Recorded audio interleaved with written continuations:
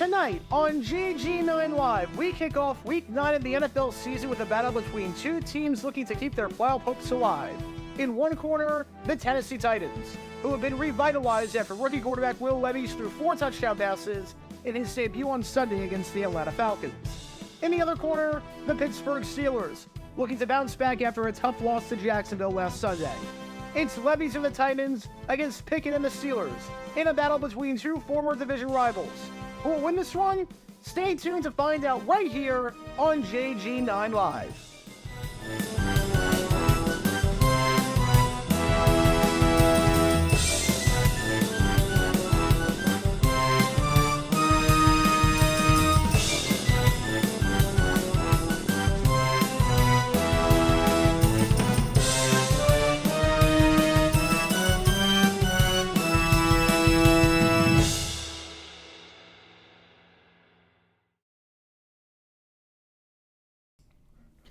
All right, everybody, welcome to JG9 Live as we kick off Week 9 of the NFL season, as Al Michaels would say, at beautiful Three Rivers Stadium between the Houston Oilers and the Pittsburgh Pirates.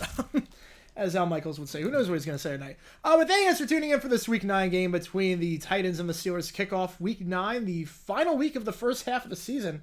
Hard to believe we are already halfway home. Interesting game, to say the least. The Steelers, obviously, coming off a loss to Jacksonville. 4 wins, kind of exceed expectations so far.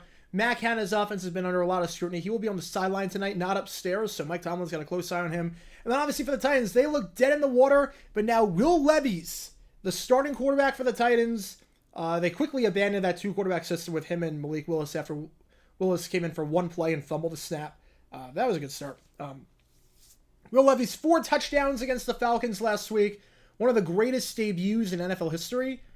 4 touchdowns, one of just 6 quarterbacks to throw for 4 touchdowns in his first ever start. I did a video on the other 5 to do it. Go check that out if you haven't already. One of them is Marcus Mariota, who did in 2015 against the Bucs. So we have the Titans and the Steelers in a big game here. Will Levis, Kenny Pickett, Titans Steelers over at Acrisure Stadium. So for those who've never been to a JG9 stream before, thank you for tuning in. How it works is like this. Ask me any questions you want in the chat. I'll be happy to answer about anything and everything. So keep that in mind. On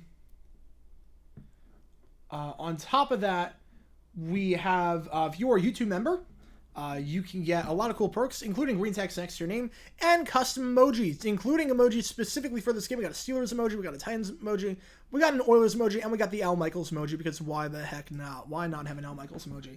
So, if you are a YouTube member, thank you again. It helps the channel out a lot if you are a YouTube member. It's an easy way to support the channel. It's probably support the channel as well. Any donations, I'll read your question right away. Otherwise, I just go in the order that I see the questions. Thank you so much for all the love and support. This has been a fun season so far.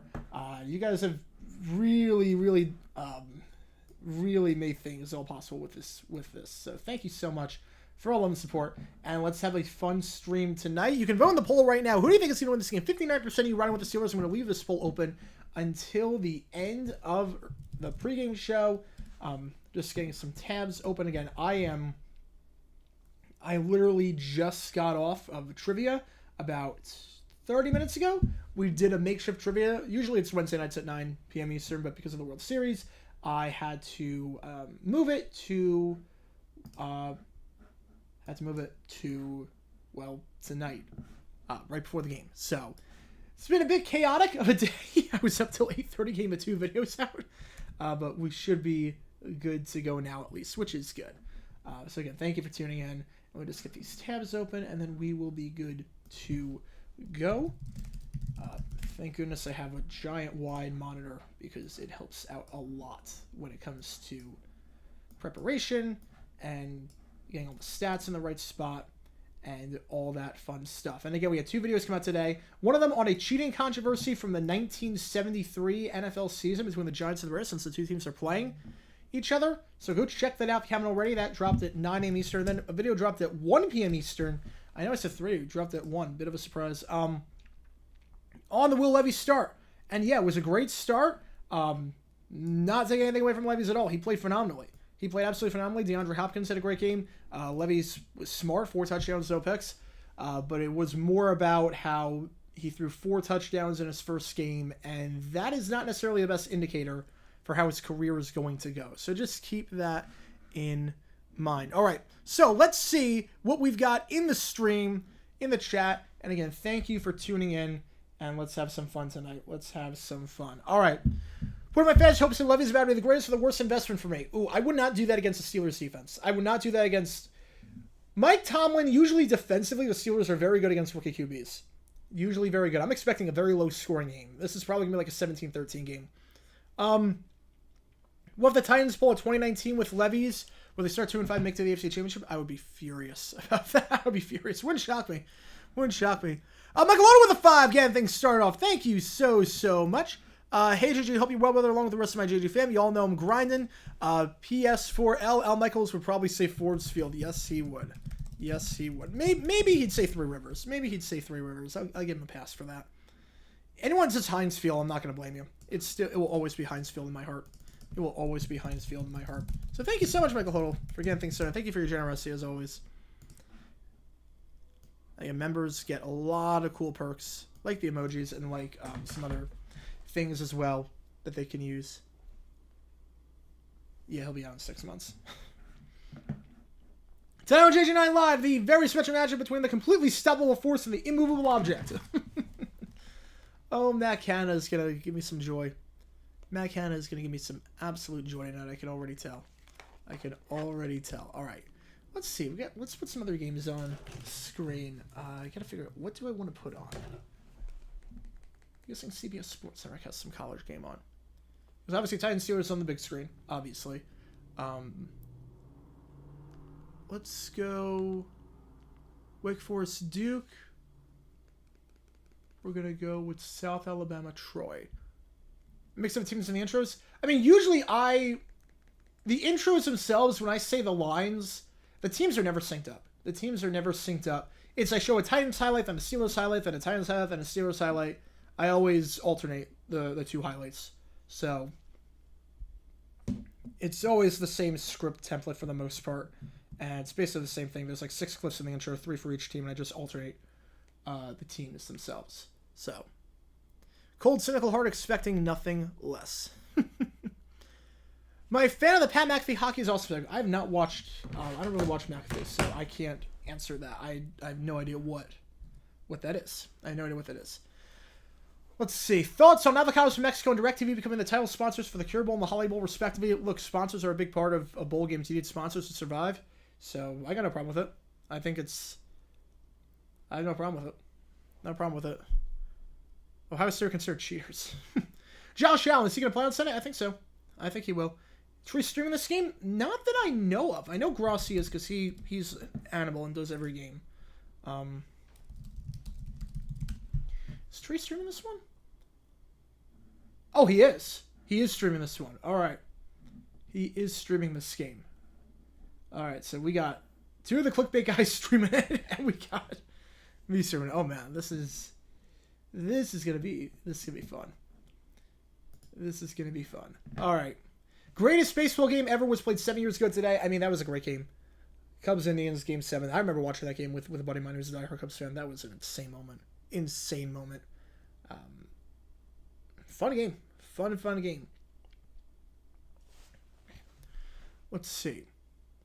Titans should win. Emphasis on should. I don't know about that. Look, Will Levis, at the end of the day, this is his second start. No one had any film on him before. Plus, the Falcons, they didn't know it was going to be Willis and Levis or whatnot. This is Levis all the way at this point.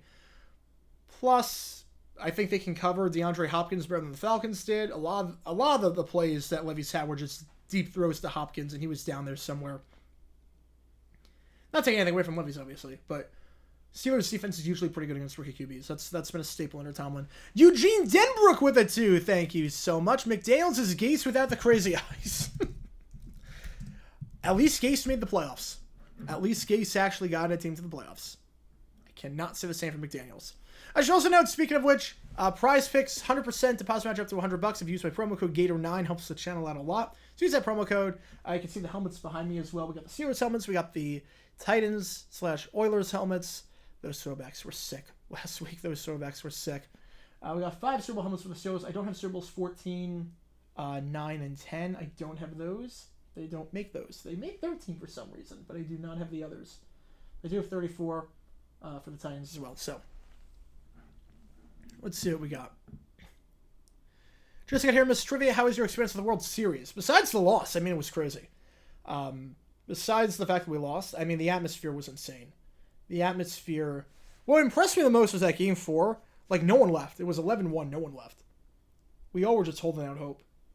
Or just sticking around. We all, like... I was smart. I did not see any of the celebration. I have not seen any video of the celebration whatsoever. I sit by an aisle. So, basically, I told the person I was with when it was 5-0, I'm like, look, this one's going to be over. I'm staying until the end because I'm not doing it. Like, I'm not leaving a game early. I'd be crazy to leave a game early. But the moment that ball is in the air, or like rounder that looks like it's going to be out, or it's called a strike, or whatever it is, like, I'm just walking out. So I did not see any of that, which is probably for the best. But yeah. No, it was good. It was a fun experience. Heck of a season. Really, heck of a season. I'm not upset. Like disappointed that we lost, came this far, yeah. But look, it was a heck of a season. I am just thrilled that I got to go. I mean, it was the greatest investment of all time to get season tickets this year. It's a fun season. Fun season. And look, you told me we'd lose the World Series. I would take that any day of the week. Nice Titans helmets, Clay. Got the good helmets, not the dumb dark blue helmets. Yeah, I have the regular white helmets. I didn't even find any dark blue helmets online that were autographed or whatnot. So yeah. Just wish I saw one win at least. Best intro out there. Thank you so much, Connor. Thank you so much. Yeah, I love that theme music. I honestly, in my completely biased opinion, I think it rivals any theme music out there. I really do. I really do. I love that theme music. I honestly, I would not mind selling that theme to, if someone wants to, like, obviously put more instruments, make it longer. I have an idea of how to make it longer. Wouldn't do it on stream, maybe for playoff games. Have like a more grandiose intro, but I wouldn't mind selling that theme music because I really think it could stand to. It could be an actual theme music for like sports broadcasts. I really do. You guys see World Series game in person, which I imagine the vast majority of us here can't say. Like, you gotta have that experience. Yeah, I've been very lucky. I mean, I gotta see that. I gotta see the Mega Finals live. I had tickets to the Super Bowl this year. I didn't go. I gave them to someone. I won the trivia contest. I'm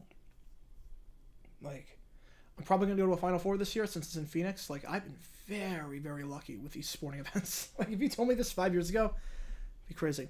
I got to try Twitch versus Amazon side-by-side for college.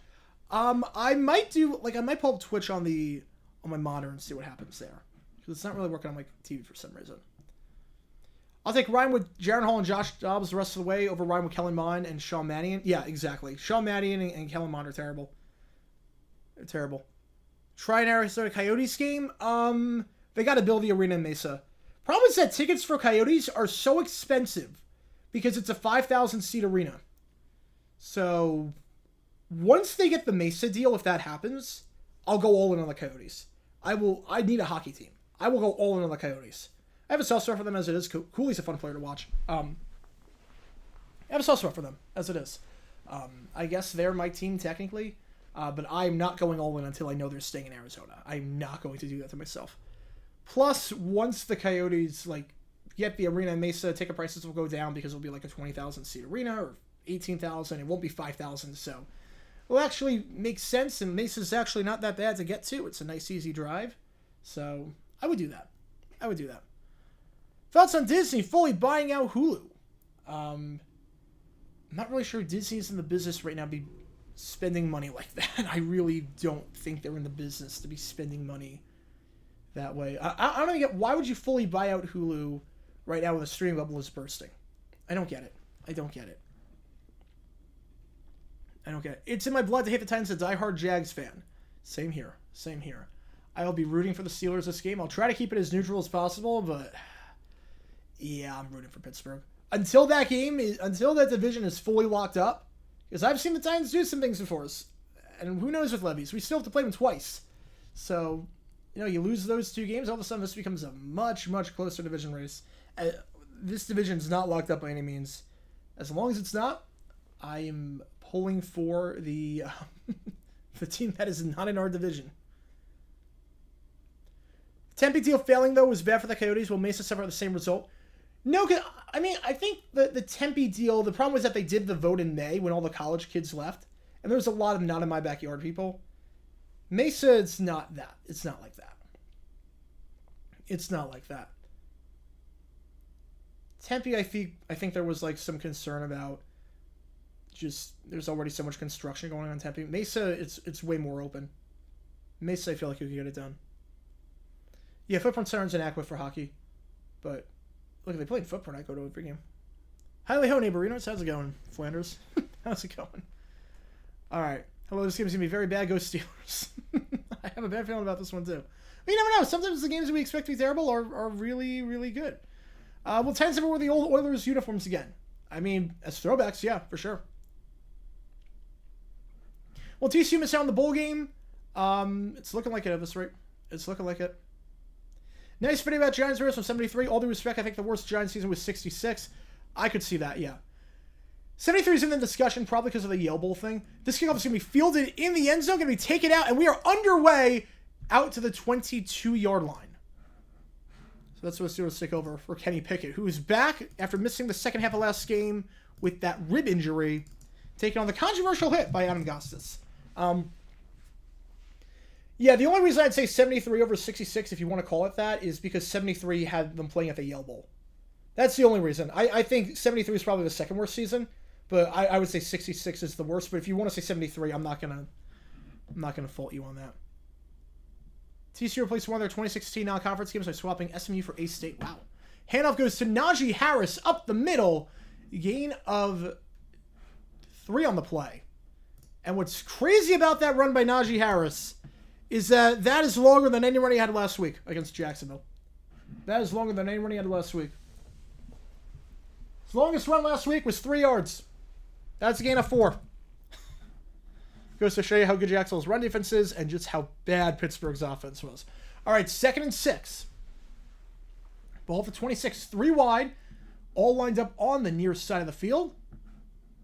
Shelby running in coverage at the top of the screen. Now they motion wide on it. Wide. Now they motion out. Robinson out wide. Pickett drops back. It's going to be a screen pass. It's going to be batted down at the line of scrimmage. Incomplete pass. I'm going to close the poll here. 59% of you riding with the Pittsburgh Steelers. So 3rd and 6 coming up. Batted down on the play. Looked like by Danico Autry, the veteran defensive end. So 3rd and 6. Yeah, Matt Canada's offense under a ton of scrutiny. He's been in the booth all season. This is the first time he is on the sidelines. First time he was on the sidelines. So let's see what happens here. All right, 3rd and 6. Here we go. 3 wide. Pickett drops back. Titans send 4. Fires drag route. Caught at the 35-yard line. Nice pickup there by Allen Robinson, the veteran wideout, the former Jaguar, the former Bear, the former Ram. It's a gain of 9. Good enough for a first down.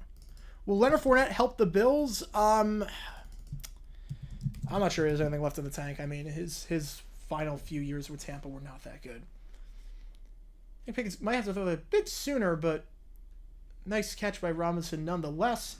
A-Rob didn't do anything last week. No catches against his former team on the season. Still looking for his first touchdown, but that was catch number 19 for him this year. Over 150 yards this season. 1st and 10 balls at the 35. Pickett. It's going to be a quick screen behind the line to Jalen Warren. Warren at the 40. Warren down to the 43-yard line.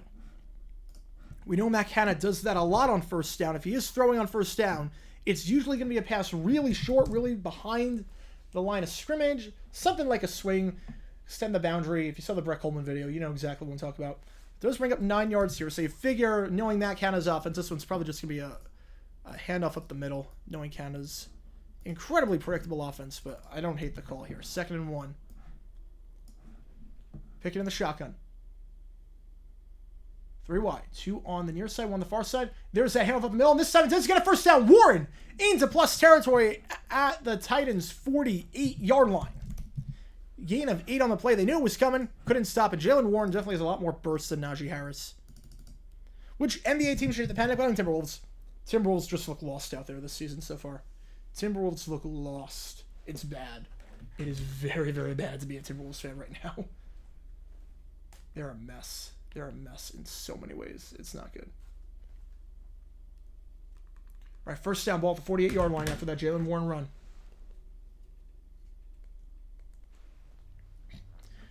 Man in motion. First down, play action. It's just going to dump it off to the tight end. It's a first down on the play down to the 37-yard line. It's Connor Hayward. Gain of 11. It's funny because you know what's coming. You know they're going to go short. But there was a flag on the play. You know they're going short on anything first down. If they are throwing, they're not going to try anything deep. Offside on defense. That penalty will be declined, obviously. Gain of 11. John Hussey is the referee for tonight's game. And that is enough for a first down. How do you feel about the Lions? They seem to look different after the loss to the Ravens. I mean, look, they just had one bad game. They had one bad game. My opinion on the Lions never wavered. They had one bad game against the Ravens. Everyone has a stinker. Everyone has at least one stinker. They're still the favorite to win that division easily. I'm not even remotely concerned about Detroit. 3 wide, 2 on the far side, 1 on the near side. Play action. Pickett in trouble. Just going to have to throw this one away. Incomplete pass. Felt the pressure there. Did the smart thing, threw it away. There was a flag on the play. The line judge looks like he's pointing... line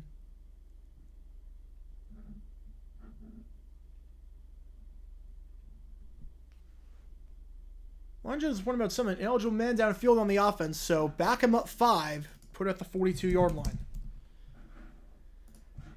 That's big. It does take him out of field goal range if nothing happens here. It is on the tackle. DeJuan Jones? Or Broderick Jones, I should say. Oh, I said DeJuan Jones. Yeah, that was an RPO, and they thought it was going to be a run. And that's always the danger with an RPO, is that sometimes you do get that where the lineman just goes down the field thinking it's going to be a running play. All right, 3 wide, 1 on the far side, 2 on the near side. Najee Harris on the backfield. Kenny Pickett takes a snap. Titans send 4. Fires. Overthrown. Terrible throw. Out route. Intended for Deontay Johnson. Incomplete pass. Well overthrown. Well over his head. Brings him 2nd and 15. Will Clay Bennett vote against an expansion team in Seattle? I think he will. He seems like that kind of guy. I hate it. He seems like that kind of guy, though. Matt Flynn had one good game and then disappeared against Seattle. That was not his first career start, though. All right. Brings up 2nd and 15. 11:41 left.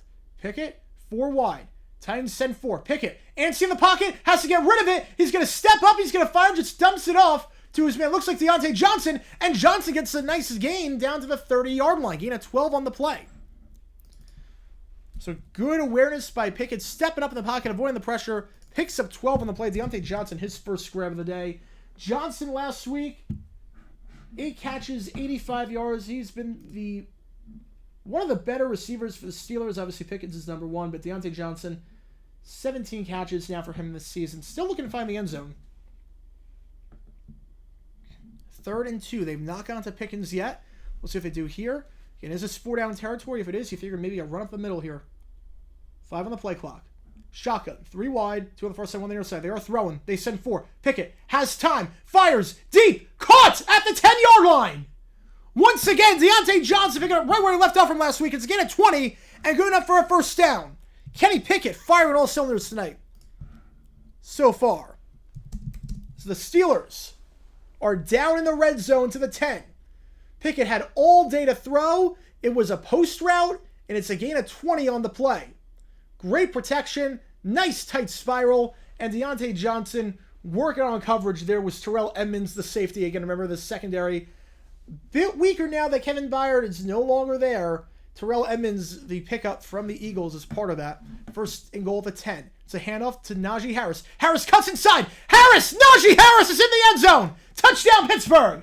Najee Harris, an opening drive touchdown. And after just 13 yards rushing last week, he has more yards than that already in this game. Najee Harris with his 2nd rushing touchdown of the season. It's a masterful drive. 5 minutes off the clock. The Steelers lead 6-0. Extra point coming up. Carl Banks has resigned from the fan. Oh, that stinks. I don't blame him. Worst MVP in a non-strike year? Elway.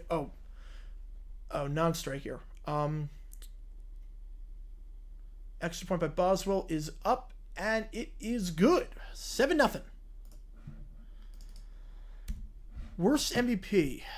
I mean,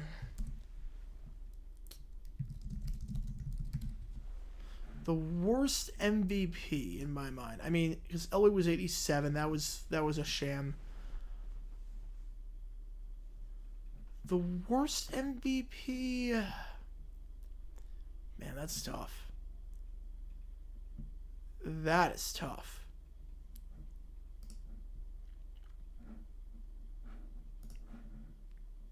Good question. I'd probably say Paul Hornung. I'd probably say Paul Hornung in 61 did not deserve it. Paul Hornung did not deserve it. The genius of Matt Canada. Yep. The Coleman curse strikes again. The Coleman curse strikes again. Hey, Clint Longley. That's a fun story. Then punching Staubach. Yeah. That's a fun story. I might do that at some point. I might have to talk about that at some point. That's a fun story. Simulcasting my college football streams on Twitch and Twitter. Nice. Nice. Absolutely. Good move. Canada coaching like his job finally depends on it, because it probably does. I mean, he's on the sideline today. He's out in the booth. That tells you everything you need to know. Steelers got a Super Bowl. Monterey, they'll get an MLB team at some point. I'm convinced they will get an MLB team. The other sports, no way. But Bud Selig talked a lot about how they want to go to Mexico. And he said if they go to Mexico, the first city is not going to be Mexico City. It's going to be Monterey. It's going to be Monterey. Yeah, McNair's co-MVP. Yeah. Paul Hornung in 61 was pretty bad. For MVP, at least. Wait a minute, you're allowed to score on the first drive of the game? I'm confused. Yeah, this is bizarre. I thought we were going to see something in the fourth quarter, not the first. This is insane. Awful defense for the Titans. You love to see it. You do love to see it.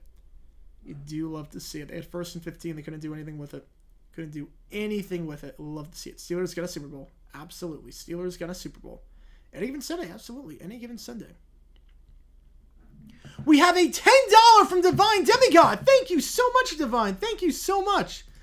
Personal hot take. Thank you so much, Divine. It really means a lot to me. Thank you for your generosity as always. Defensive Player of the Year is the MVP of defense, and defensive ends are QBs. They always seem to win over linebackers and corners. Has a safety ever won it? It seems like a lot of sacks equals Defensive Player of the Year. I mean, you're not wrong there. You're honestly not wrong there. I mean, it's a stat that a lot of writers, they only focus on sacks because interceptions, there's no one really pulling away from the pack in there. Linebackers, they don't really focus on tackles. So the only stat that writers focus on really is sacks. So you're not wrong there. You're not wrong there. That's a great point. Thank you so much for the donation, Divine. Thank you so much. Really means a lot to me. Obvious question on the Jaguars versus Titans. Who is better? You already know the answer to that one. It's a team back here that's got 6 wins. That punt is going to be fielded at kickoff going to be fielded at the 3-yard line, taken out to the 26. So a good decision not to fair catch it, but actually there was a flag on the play. So this one is coming back. My theory was Canada has incriminating pictures of the Rooney family. Honestly, wouldn't shock me. Honestly, would not shock me at this rate. All right. So if this flag is, usually it's in the area of the team that is receiving the ball. Personal foul. It's on the Titans. So the kickoff was taken to the 26. We'll see where they spot this ball now. The worst Steelers quarterback in the post-merger era. Whew. I mean, John Gilling was pretty bad. Mark Malone? Mark Malone did nothing. I want to say Mark Malone. OCs be in the booth or the sideline. I like my OCs in the booth. That's always how I know it. But all right, Will Levy's time. Here we go. Last week, one of the greatest debuts in NFL history. 4 touchdowns, no picks. One of just 6 players in NFL history to accomplish this feat. The others, if you watch the video today, you know. Marcus Mariota, Todd Bowman, Eric Hipple, Gary Quazzo, John Stofa. Handoff goes to Henry. Nothing doing. Gain of 1. Taken down the play by the longtime veteran Cameron Hayward. 2nd and 9. So not exactly the best company to be in. Not exactly indicative of anything going forward with Levy's. Maddox, I mean, he made the playoffs at least. Kent Graham's a good pick. Kent Graham's a good pick. You know, I'll throw it in the poll.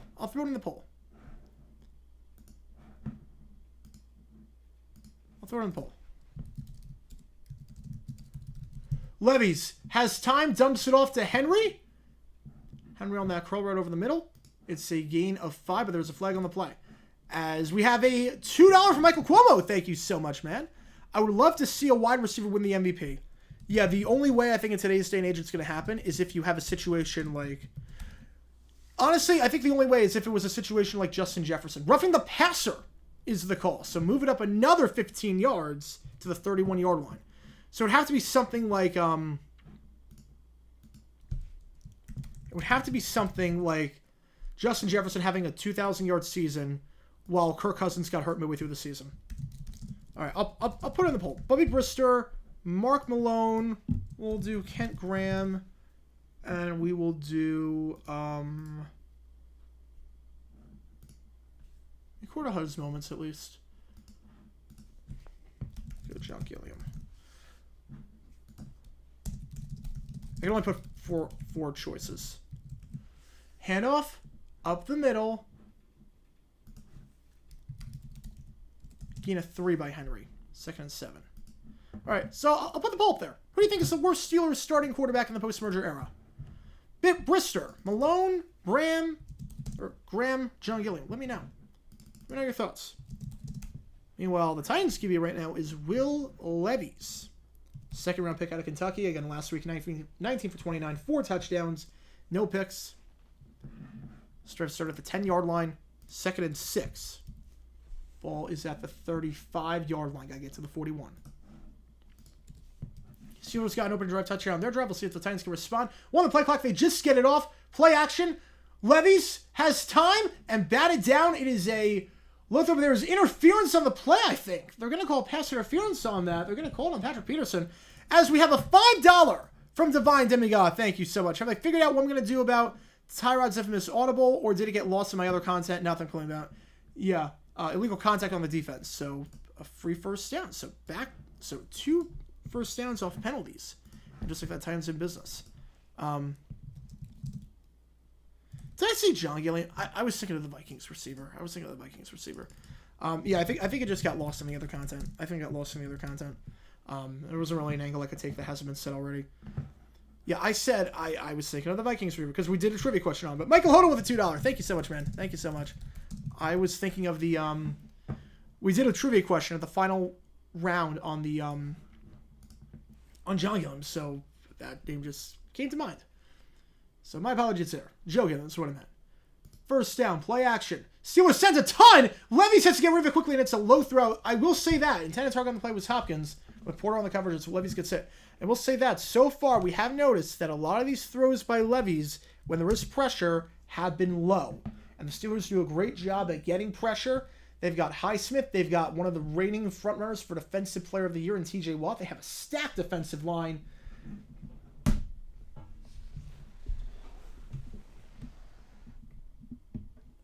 Just want to make sure nothing fell. All right, because I heard something click. All right, here we go. 2nd and 10, ball's at the 40-yard line. 3 wide, 2 on the far side, 1 on the near side. It's going to be a handoff to Derrick Henry. Henry, bottled up, nowhere to go. It's a loss of 1, or gain of 1 on the play. That's it. So 3rd and 1 coming up. Stop there made by Cole Holcomb, the linebacker. 3rd and 9. Henry, very good day last week, which was good for your rookie quarterback. 22 carries, 101 yards, averaging nearly 5 yards a carry. It's not been the best of seasons for Henry, relatively speaking. So 526 and 3 touchdowns. He's on pace for 1,000 yards, but it's definitely off the pace of what he's used to. Had a good game last week. Hasn't done a whole lot on this drive so far, but it's early on. 4 wide, 3 on the far side, 1 on the near side. Hopkins, the man lined up on the near side. He had 3 touchdowns last week. We'll see what happens here. 3rd and 9. They send 4. Levis dumps it off quickly. It goes to Spears. Spears can be bottled up. It's going to be short. Short by a yard. Tajay Spears, the rookie running back, short by a yard, and this seems like go-for-it territory. 4th and 1 at the 49. A nice effort by Spears makes this a decision at least. All right, I'm going to close the poll here. 44% of you are thinking Malone and then Brister, the other one. 4th and 1. We'll see if they go for here, if they're just trying to draw him off. Henry in the shotgun. This looks like your typical Wildcat play. Henry taking the snap. Fakes the pitch. Henry trying to get the corner. He's got it. First down on the play. Down to the 45-yard line. Taken down there by Keanu Neal, but not before he gained a 6. And they are in Tennessee, or in Pittsburgh territory. I'll drive the start at their own 10-yard line. $2 from Divine Demigod. Thank you so much, man, again. How am I feeling about the D-back 6 here? I'm feeling good. I'm feeling good. Do I think we make it back? No, but look, we got healthy arms coming back with Jameson and Henry. We've got young guys getting better. Farm system looks promising. Ivan Melendez, Blaze Alexander. We got some good guys coming up. So, we'll see. We'll see. Looking forward to not wasting any starts on Bumgarner and Zach Davies at least. Tajay Spears cuts back. If he can turn the corner, he's got some room. Porter eventually brings him down, but not before a gain of 7 on the play. Nice hard running by Spears. 2nd and 3 coming up. There was a flag on this play. This one might be coming back. Tajay Spears, the 3rd round pick out of Tulane. Personal foul, face mask on the defense. So move it up another 15 yards. And the Titans on a drive that started inside their own 10-yard line. Going to call on Porter. They are now in the red zone. That's down 3 penalties on the Steelers that gave him first downs. And yeah, that is a face mask. No doubt about that one. That is a face mask. Spears has been a nice change of pace back. They've been looking for that for a long time for Derrick Henry. They tried it. A few guys in the past. Hasn't worked out. But Spears looks like that guy. He's averaging close to 5 yards. He's averaging nearly 6 yards a carry in the limited reps that he has gotten. Nice change of pace back when Henry needs a breather. Now Henry is back in the game. 1st and 10 at the 23-yard line. Levy's just outside the red zone. 22 is actually where they're going to say he is. 2 wide, both lined up on the near side of the field. Steelers playing a bit relaxed in terms of the coverage. Levy's takes a snap, play action. Levy's scrambles. Now he's going to throw it across the field to Henry. Steelers look like they read it perfectly, and they did. It's a loss of 1. Taken down on the play by a Landon Roberts. They read that play perfectly. Right all the way that cross the field throw, set up that screen pass for Henry, and get those blockers in motion. They read that perfectly. Not fooled one bit on that. I think they realized something was up the moment they had 2 wide receivers lined up on the opposite side of the field, and Levy scrambled to the other side. They realized something was up. Good awareness there by the Steelers defense. 2nd and 11. 2 in the backfield. Henry under center. Hands it off to Spears. Spears, nothing doing there. It's a gain of 3, but does bring up 3rd and long. 3rd and 8 at the 20. Rex Grossman, worst quarterback starts Super Bowl? No, David Woodley. David Woodley's the worst. David Woodley's the worst. D-backs didn't win at home. Sorry about that. Yeah, no, it's all good. It's all good. Yeah, the worst quarterback ever started Super Bowl was Woodley. I believe Deontay Johnson's ref comments will be more justified this week than last week so far. I mean, the penalties at least have been clear cut. I don't know about the illegal contact. They didn't show a replay of that, but the other 2, clear cut. Divine with the 5. Thank you so much. I swear, if of all the games this year, this turns into a 49-45 bar burner, I will end it all. I'm guessing Coleman would get drunk. He gets so drunk at this. 3rd and 8. Be a good string for Trey. 4 wide, 2 on the near side, 2 on the far side. Levy's drops back. Pressure. Down he goes, but I think Highsmith was offside. I think Highsmith got a jump. I think Highsmith got a bit too good of a jump there. I think the umpire is ruling that he was offside. Highsmith, that's 4 penalties for the Steelers on this drive. And Highsmith timed the snap just a half second too early. Not sure if he was offside. Might be in the neutral zone. Either way, this seems like it's going to be on Pittsburgh. I don't see... They're pushing Hopkins away from the discussion. Let's see what this call is.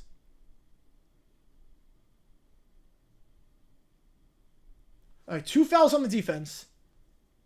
Offside. And then, again, I'm watching with no audio. Are they calling sportsmanlike conduct?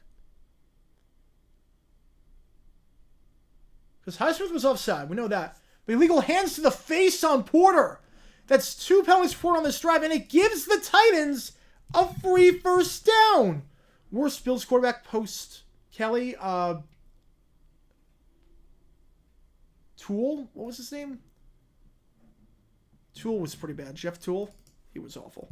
Though JP Lawson was pretty bad, but I think Toole was probably the worst. 4 first down penalties on this drive alone. Titans just being gifted yards here. Porter with 2 penalties. It's going to be a wide receiver pass by Hopkins. Hopkins, nowhere to throw right now. Now he's just going to look to run it himself. Can he get back to the line? He does. Breaks a tackle. Makes something out of nothing. Gain of 5 on the play. Steelers not fooled by any of these trick plays so far, but nice play by Hopkins, making something out of nothing, getting 5 on the play.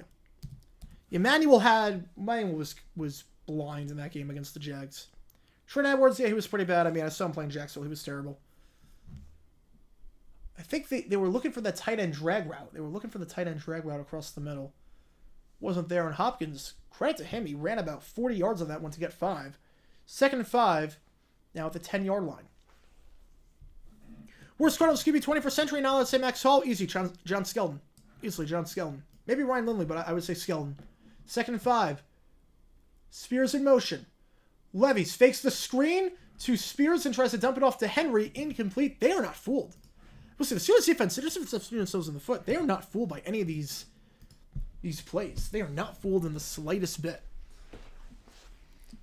It's a good play design, though. Good play design. Get Spears out wide, fake the pass to Spears. It looks like it's probably going to go to Spears based on that formation, and then it clears up the middle of the field, let Henry do his thing, and get him one-on-one with the linebacker, and you know what happens there. 3rd and 5. The Steelers' defense has not been able to get off the field this entire drive due to penalties. 4 penalties resulting in first downs. 5 penalties on this drive alone. Levis in the shotgun. 4 wide. 3 on the far side, 1 on the near side. Levis. 5 on the play clock. 3, 2, gets it off. Steelers send 4. Levis feels some pressure. Can he skip the pocket? He does not. He goes down. TJ Watt, flag on the play. Watt's helmet came off. I think we know this is going to be on the Titans. Brings up 4th and 12. This will be declined. TJ Watt having a phenomenal season. As always, the potential future Hall of Famer. That is now 9.5 sacks for him on the season. Penalty will be declined. And the Steelers defense bends but does not break. So they'll have to settle for 3 points. Vince Ferragamo was pretty bad for Super Bowl. Sorry, I agree. Easton was bad. I think Woodley was the worst.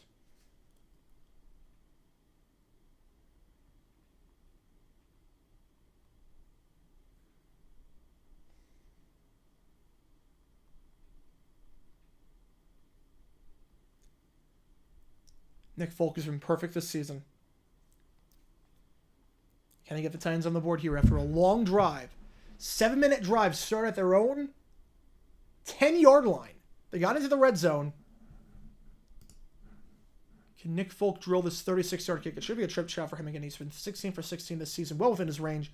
Snap is good. Hole is good. Right down the middle. And the Titans get on the board, but they trail 7-3. With 2:48 left in the first quarter. So both teams scored on their first drive. I don't think a lot of people had that one in the cards. I think a lot of people expected a low-scoring game for this one. So far, it's not been that. Not been that. 2 long drives, 7-3. And it could be the Bills' start. I think Van Pelt was probably the worst. We're talking that since post-Kelly. I mean, he flat out said, yeah, I didn't study. Remember the cover year where the Titans had Gostkowski? Oh, yeah. The Broncos game was just brutal. That was one of the sloppiest games. That was one of those where, like, how did the Titans win that game? Fangio just threw that one. That was so bad. Terrell Pryor, the QB on the Raiders? Oh, yeah, I remember him. The only player I remember was the 90-yard run he had against Pittsburgh. Worst Packers QB post-merger? Campbell was pretty bad. I would also say, though, my pick would be... Campbell might be the worst. First round pick from 81. He did nothing.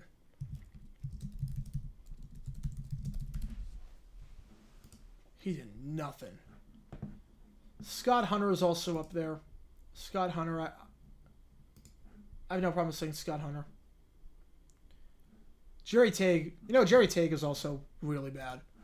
Tague, Hunter, Campbell. Those are probably the 3 worst. Nobody has a sad QB history of the rebooted Cleveland Browns. It was bad. It is bad. I mean, Couch might be the best quarterback they've had.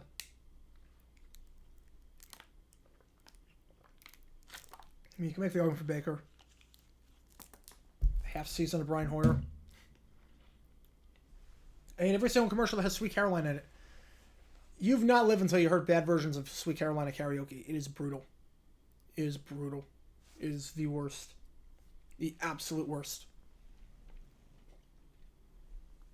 Where McDaniels ever ended up, he didn't have Brady as his QB. That is a good question. He'd be working something else right now. Would not be football. John Hale with the Packers. Yeah.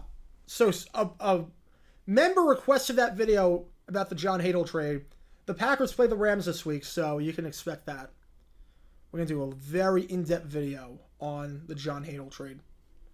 Because there's no video on it. There's no video in-depth about the John Hale trade. Did Al Michaels really say welcome to Heinz Field? Did he really say that? Please tell me you're joking. Please tell me he did not say welcome to Heinz Field. Please tell me he did not actually say that. Take off into the end zone for a touchback. What statement is your favorite, and what is one you want to go to? I want to go to Lambeau. Favorite one I've been to. It's a pain in the butt to get there, but SoFi is just gorgeous. SoFi is gorgeous. Just absolutely gorgeous. All right, who is third among Washington head coaches in victories? Ooh, that's a tough question. So obviously you figure Gibbs and Allen are 1-2. It's got to be Joe Gibbs and George Allen 1-2. Who's number 3? That's a good question. All right. Under center. Handoff. Warren, bottled up. Gained him just one on the play. Brought down there by Azeez Al-Shaair. I would guess, because he was there for a bizarrely long period of time, I would say Norv Turner. I would guess Norv Turner. That's a good question. I would guess Norv Turner. Because he was there for a really long time for some bizarre reason. Anyone doesn't say Tony Eason was the worst quarterback in the Super Bowl, didn't watch the game. Okay, are we talking worst quarterback to start a Super Bowl or the worst quarterback performance in a Super Bowl? Because those are two different things. Ray Flaherty, wow. Play action, Pickett. Just gonna, he fakes the dump off at first and then he tries dumping off to Hayward, incomplete. Don't know why he faked it. Halloween, I went to the D-backs game. Went to game 4 of the World Series. Not fun, but... Because that's two different answers. The worst quarterback to start a Super Bowl is David Woodley. The worst performance, you could either say Easton or Morton. If you say... If it's not one of those two, I question your judgment. But if you want to say Craig Morton was worse than Tony Easton at the Super Bowl, I'm not going to say no on that. I'm not going to fight you on that. Oh, welcome behind his correction after. All right, that's fine. No slip of the tongue, it happens. 3rd and 8, Pickett feels pressure. Fires drag route incomplete. Even if it was caught, that was well short of the sticks. So after a nice drive to start the game, it's a quick 3 and out. And after a long drive for the Steelers defense, we're there in the field for over 7 minutes. That is not what they want to have happen. Right back on the field. Right back on the field, there you go. So Ferragamo had the Rams winning at halftime. Yeah, Ferragamo was pretty bad, but like obviously his performance at Super Bowl was not bad. I'll put the poll. The worst, so that's an interesting question. First punt of the game, it's gonna be Presley Harvin. It's gonna be fielded at the 20, no fair catch signal, and down the 17-yard line it goes. It's a great play by the gunner. Eric Gurr feels the punt, gets nothing going there. Miles Boykin, the gunner, on that one. 57-yard punt, no return, and the Titans took over inside their own 20-yard line. More at least complete passes they were to the other team. That is true. That is true. All right.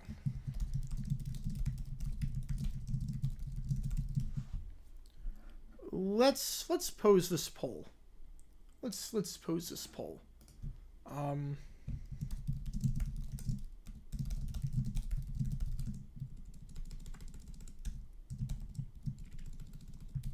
So it's a good question. I'm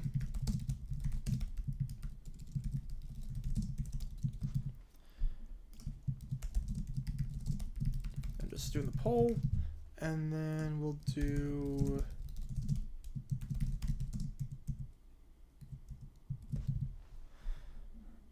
I wish I could put Neil O'Donnell in there. I cannot. I only have 4 options.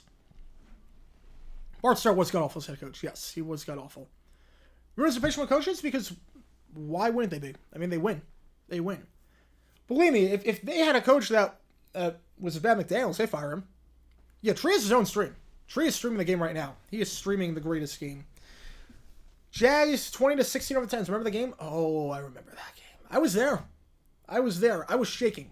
I've never been more nervous in my life than the referee review of that fumble, of that strip sack. The Rayshon Jenkins, Josh Allen strip sack. I've never been more nervous in my life. Because I wasn't celebrating. I was not celebrating. I was like, there was no way that's going to stand. I expected the worst. Everyone, the stadium was erupting. That was the last I've ever heard that stadium. Last I've ever heard any stadium, really. And I was like, that's no way that's going to stand. And the moment the referee confirmed it, I'm like, oh my God, we're going to do this. We're actually going to do this. Is Dave Shula the worst head coach in history regarding the leash he had? Yeah, he's up there. He's up there. He did nothing of note.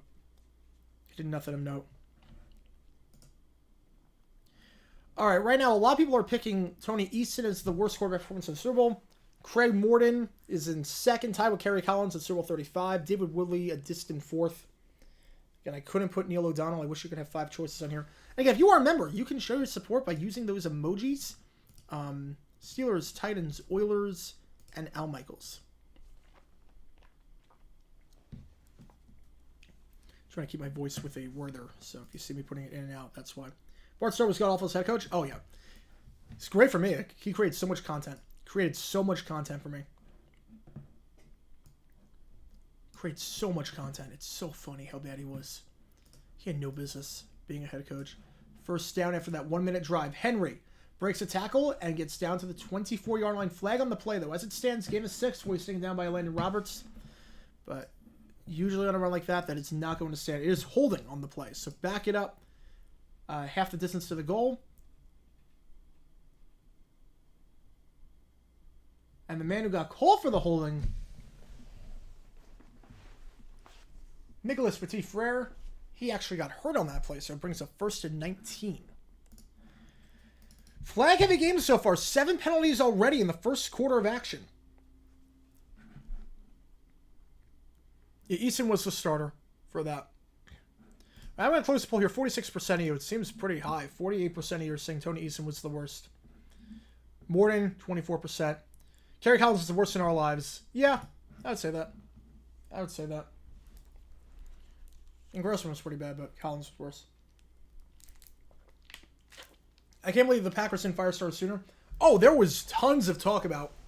Like, every year there was, like, a meeting. There was, like, a vote by, like, the board to fire Starr. They were, like, doing that since, like, 79. It was crazy. How he lasted that long, I have no clue. Great player, horrible head coach. The fact that people remember him as a player, not a coach, just shows how good of a player he was. Because I would remember him.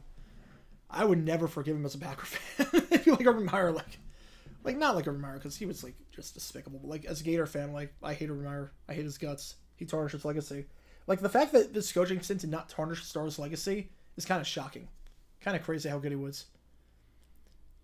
All right, man in motion. Handoff goes to Henry on 1st and 19. Bounces to the outside. He's got some room. Henry with a full head of steam down to the 18-yard line, but another flag on the play. Oh boy. Was it 8 penalties in this first quarter? I know Rossi's having to field it with that laundry counter. Holding. Back him up. Another 4 yards? 5 yards? Half the distance to the goal on Okonkwo, the tight end. Chiggy Okonkwo. Been a quiet season for him, especially compared to last season. We'll see the replay here. And yeah, he held a shoulder pad to TJ Watt. Watt couldn't break free. Had him at first and then just couldn't break free because of it. That is absolutely the right call. That is absolutely the right call. He is tugging that jersey all the way. 1st and 23. Mark it at the 5. If you're Levy's here, just gonna get some breathing room. 5 wide. Levy's as they send 3. Levy's has time, fires on the middle of the field. Ball's crossed, 1st down, then some. DeAndre Hopkins down to the 35-yard line. The Steelers only sent 3 on that one. Giving Levy's all day to throw. It's a gain of 30. DeAndre Hopkins had 3 touchdowns last week. He was the go-to guy. Injured player on the field for the Steelers.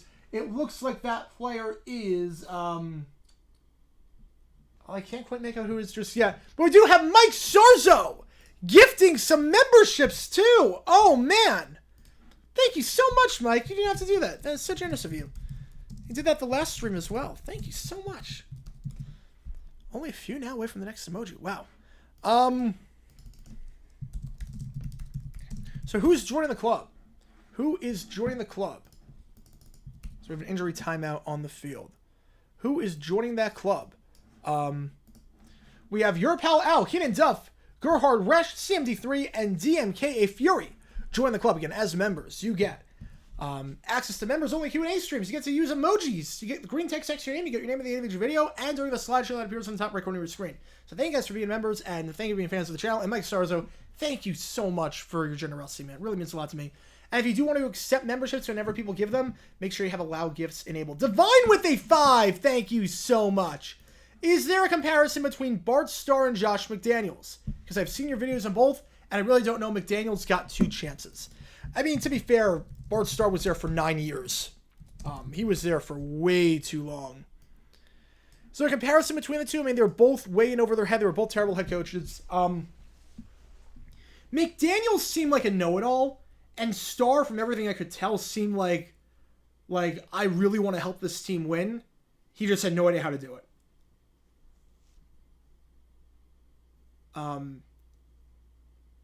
Thanks so much, Divine. That's a good question. McDaniels seems stuck up, know-it-all, arrogant, cocky. I never got that sense from Starr. I got the sense from Starr that he saw the Packers in disarray. He wanted to help them out and just bit off way more than he could chew. Bit off way more than he could chew. Like, 'cause he was never, like he did some weird things with the press, and, like, obviously the whole whip thing was bizarre, but he just seemed like he never had any business being a head coach. He was basically a fish trying to climb a tree, and they let him climb the tree for so long. McDaniels was just arrogant to another sense to like, completely different. Best mayonnaise, the one that you can play as an instrument, is the best one.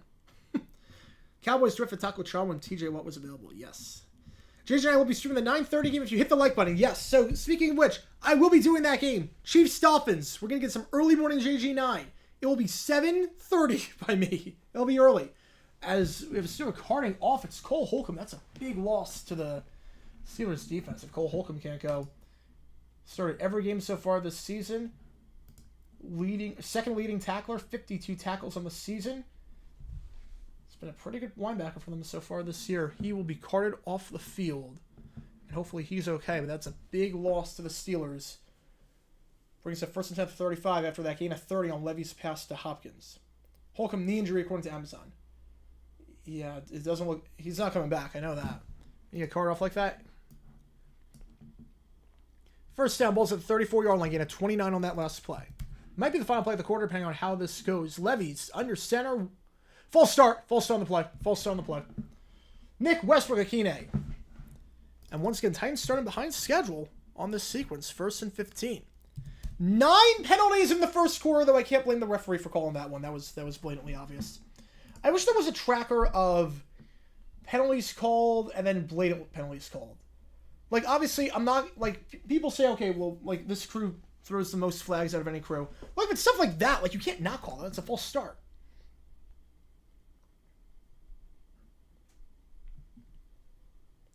All right. 1st and 15. Ball at the 29. They have to get a playoff. Empty backfield. 5 wide. Levy's, they send 4 this time. Can they get home with 4? They sort of do, as there is pressure to throw off his back foot, but it is caught for a gain of 11 on the play. Catch that made by Kyle Phillips, the second-year man out of UCLA. Kyle Phillips, that is just his 5th catch of the season. Brings up 2nd and 3 at the 40-yard line. When we get back, a long quarter with all the penalties. Brings up 2nd and 3. Titans leading. Or trailing. 7-3. Titans driving, I should say. That's what I meant to say. GG9's commentary on my girlfriend's favorite team. Let's go Dolphins for her. Absolutely. I'm rooting Dolphins. Look, I got to think 1 seed. I got to think as a Jaguars fan. I got to think 1 seed. At the end of the day, we don't own the tiebreaker with KC. If it's a 2-way tie, we don't own the tiebreaker. Best foreign football player known as an actor, Carl Weathers. I mean, John Cena. The Rock. I mean, they were both football players. Cena in particular. Which Attack on Titan characters where I like to see play for the Titans? I've never seen Attack on Titan. I've never seen that. Get JG9 some coffee. I don't need coffee. I don't drink caffeine. I don't do drugs. I don't do soda. I don't do anything like that. I just pure energy. Pure energy, as Information Society would say. Pure energy. Haven't taken caffeine. Not going to start now. Yeah, that's going to be a crazy Sunday. It's going to be stream the game and then watch all the games and then stream the Sunday night game, which should be a good one. Bills-Bengals. And then Week 9 post-game stream, overtime, get 2 videos, maybe 3 videos out for Monday, which will be crazy. I'm going to go for like 24 hours straight. Like last night, I was up till 8:30. And by 8:30, I mean 8:30 in the morning Pacific time. My schedule yesterday after coming back from the World Series was get home, nap till like 11:30, get the 2 videos out, get half the trivia questions done, go to bed for 4 hours, wake up, do the other half of the trivia questions, do the trivia stream, get everything set up for this stream with the video and the intro and the scoreboard and whatnot, and then this stream, and then eat dinner, and then 2 videos coming out tomorrow. So, yeah. Crazy. I like chocolate. I like milk chocolate. Don't like dark chocolate. I don't like dark chocolate. Yeah, Sink's dead. We're alive for a long time. Way longer than I thought they were. But, yeah, they're dead. Assuming Ben Johnson gets poached next year, do the Lions promote Mark Brunell? I could see it, yeah. Titans legend Doral Green Beckham. I thought that was going to be a good draft pick, but it didn't work out that way. I liked him a lot, Mizzou. Liked him a lot. But that was really when I learned, okay, wait, guys that don't create a whole lot of separation they're probably not going to do well in the NFL. Bart Simpson would have been a better coach than Bart Starr. Probably would have. Editing videos during overnight hours at civilian during the day. Oh, for sure. I like it way better at night. I like it way better at night to edit. No distractions. No distractions at all. 2nd and 4. Ball is at the 40-yard line. Levy's 3 wide, 1 on the far side, 2 on the near side of the field. Looks like Henry is... Spears in the backfield. Levy's has to get rid of it quickly. He cannot. Down he goes for the 2nd time today. That time it's Highsmith. Loss of 5. It brings up 3rd and 9. Alex Highsmith having a phenomenal season so far. Blows by his assignment. Blows by the tackle there, number 71, Andre Diller, the former Eagle as well. And for Highsmith, his 3.5 sack of the season. Brings up 3rd and 8. 3rd and 9 at the 35. They're going to actually mark at the 36-yard line. 3rd and 8 here. Here we go. Levy's. They send 5. Gets rid of it. Throws deep down the field. No flag on the play. Hopkins wants one. He's not going to get it. They tried that play against Atlanta. It worked perfectly, but against the Steelers, they protect that boundary very, very well. It brings up 4th and 8. So the Titans, they do get some breathing after starting at the 5-yard line, but they will have to punt this one away.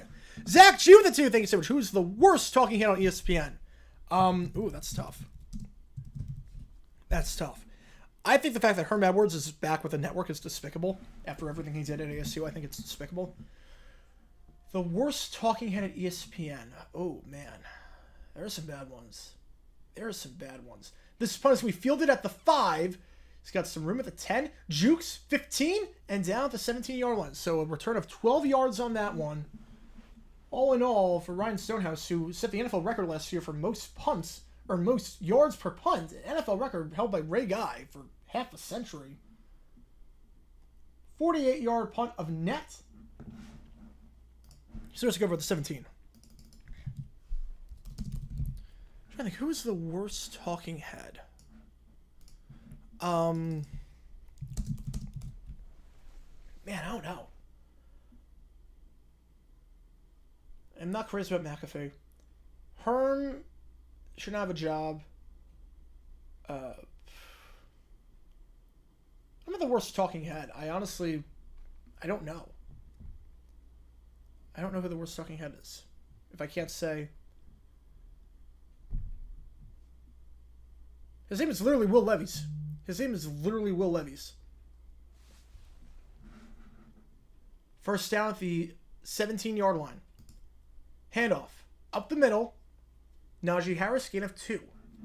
Brought down at the 19-yard line by Arden Key, the former Jaguar. Why would Lisbon get any of those teams? No. All-time best team from each conference. Who wins and then the best coach from each conference? Oh, man. I mean, NFC, you have an extra 50-plus years to work with versus a lot of the AFC teams. So I'd probably say the NFC. And the best coach from each conference, probably you go Paul Brown and you go with Vince Lombardi. Slant route, tight coverage, incomplete pass. Intended target was George Pickens, who has not been grabbed so far today. Quiet day last week against Jacksonville. Only had 1 catch in that game, sweeping targeted 5 times. Steelers went 3-0 on their last drive. We'll see what happens here. Grizzlies going winless after being in the playoffs the last 2 years is a tragedy. I mean, I'm not surprised so far, at least, because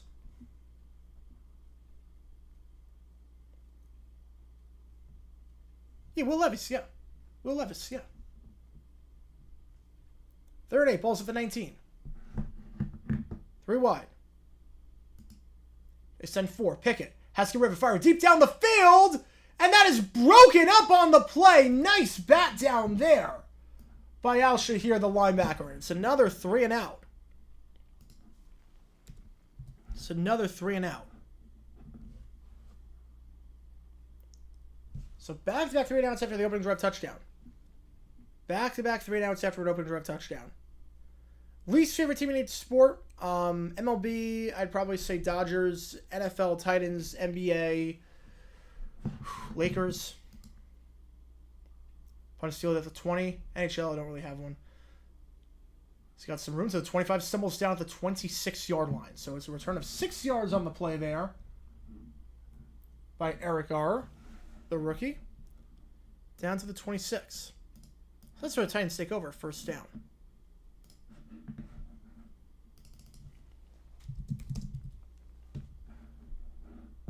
Yeah, with Moran out for the first, third of the season, I'm not surprised that they're struggling a bit. I'm not surprised. Is Kenny Pickett good at making a picket fence? I would hope so.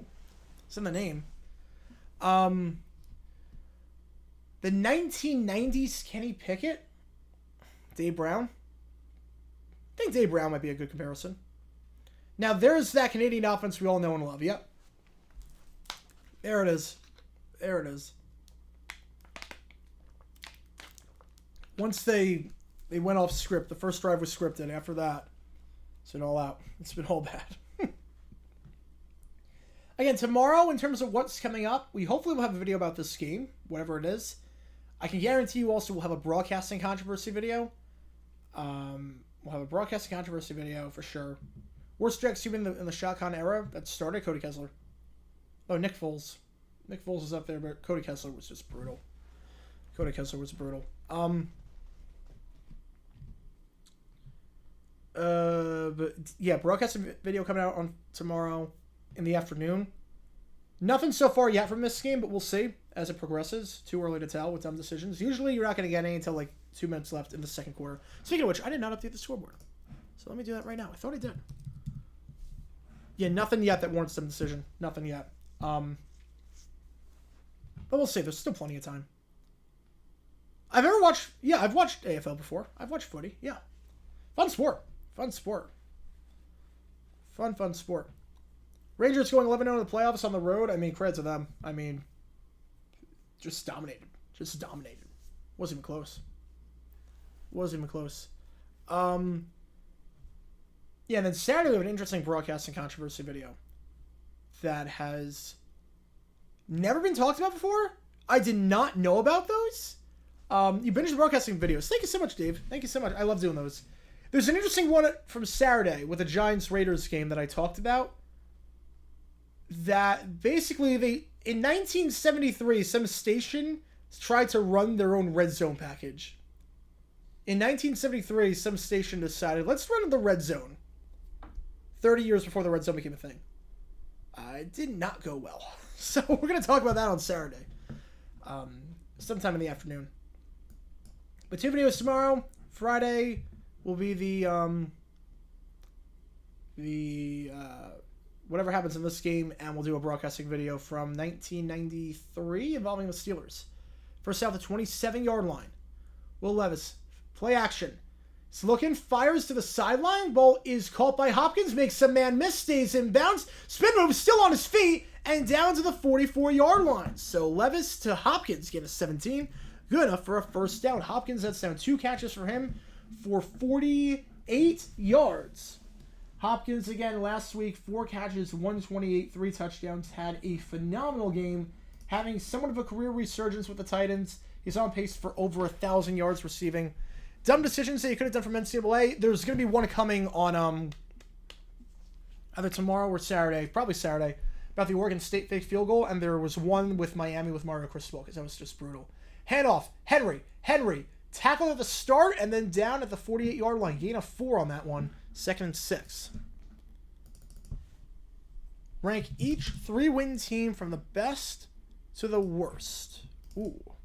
So we have it's like an injury timeout. And that's another lineman, I believe, that has gone down. That one looks like Daniel Brunskill. They already lost Petit Ferrer earlier in the game. They already lost MPF earlier. Now it's Brunskill. Levis is the real deal. Doesn't play like a rookie. I wanted my team to draft him, but they drafted Jordan Addison instead, who I can't complain about. Yeah, can't complain about Addison. Look, we'll say this. Levis looks good so far. He's making all the right throws. Not really making the mistake. Having said that, it's very early. It's very early. It is the 6th quarter of his NFL career.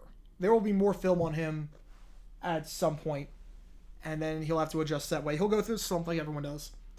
But it looks pretty good so far. He had 4 touchdown passes last week. Burks in motion. Play action. Levis has to avoid the sack. He cannot. What on earth are you doing, Levis? Okay, I think I jinxed it. I think I just jinxed it. What the heck was that? I said he wasn't doing the dumb thing, and literally right on cue.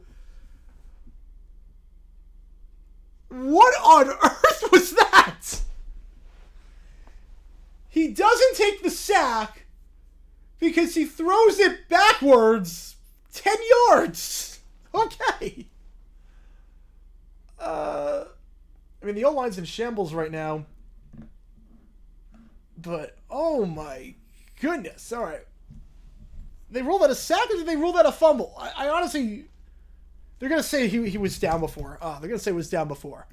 But 3rd and 13, the 3rd sack of the game for the Steelers. I don't know what the heck Levis was doing there. All right, 3 wide. Levis has to avoid the sack. Fires. Caught on the sideline. It's Nick Westbrook-Akine. Feeling the pressure. Bit behind him, but it doesn't matter. He's wide open. It's a first down. Gain of about 23 yards on the play. He will Levis say Daniel Jones. Giants should draft Drake May, Caleb Williams, or Michael Penix because DJs had overpaid Ryan Tannehill. I agree. Yeah, Bears Lions dumb decisions. I mean, that's an obvious one, but we'll get to it at some point. Neil O'Donnell pass that was like that where he just shoots into the end zone for a safety. I believe so. Neil O'Donnell, if he does something, Neil O'Donnell does anything. This probably was not good. As we have another injured tight end again on the offensive line. That's Pierce Grunsky, the 1st-round pick out of Northwestern. That's 3 offensive linemen. NPF got hurt. Brunskill got hurt. Pierce Grunsky got hurt. And now Will Levis has already been sacked 3 times today against this great Steelers pass rush. And now they've lost 3 of their starting 5 offensive linemen. Oh my goodness. This is, yeah, the Mario Cristobal dumb decision is still hilarious to me because I just keep picturing the win probability being 100% and then awkwardly dropping to 0. Yeah, that was one of the stupidest things I've ever seen. Like, you just have to take a knee. You won the game. You literally won the game. That's a fireball offense. Okonkwo down the backfield, lined up at fullback. Derrick Henry, you got 2 wide, both lines up on the near side or far side of the field. Pitches it out to Henry. Henry looking for some room to the outside. Gets a gain of about 3 yards there to the 33. Just noticed every third player in the NFL have a hyphenated last name. How many hits can a team get in a single inning and not score a run? I believe you can get 4. I believe it's 4 because you can get first, second, third, double play ball. Take the runners out at like home and third. Get another hit to go second and third. And first base is open. You get the guy on first. I think 4 is how many you can get. I think it's 4. Second and 7. Levis hands it off up the middle. Henry down to the 30-yard line. Thinks he should have more on that one. 3rd and 4. 5. Trying to think, how do you get 5? I know you get 4. Now you get 4. How do you get 5? How do you get 4? Or 5, I mean. How do you get 5? I mean, I guess the guy's on third just doesn't leave. You could do that. Therefore, swing route goes to Hopkins. Hopkins, he wasn't touched. He was not touched. But gain of 6 first down. Yeah, I guess, yeah. Tag 2 runners at home, yeah. Yeah, 5, yeah. Yeah, I forgot. You could just leave. Yeah, the runner stays at third. Doesn't advance. You're really stupid, but yeah. Yeah, I know who the passenger is. I don't know him personally, but I know who he is. So we have a stoppage on the play.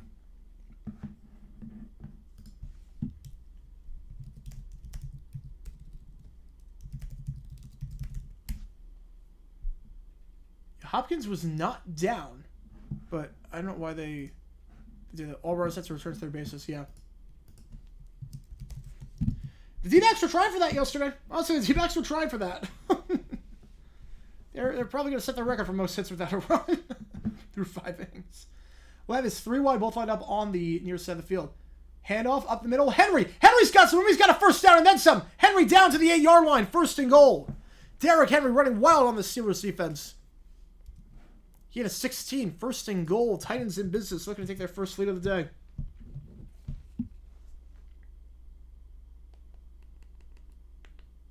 Again, Titans playing with a makeshift offensive line. 3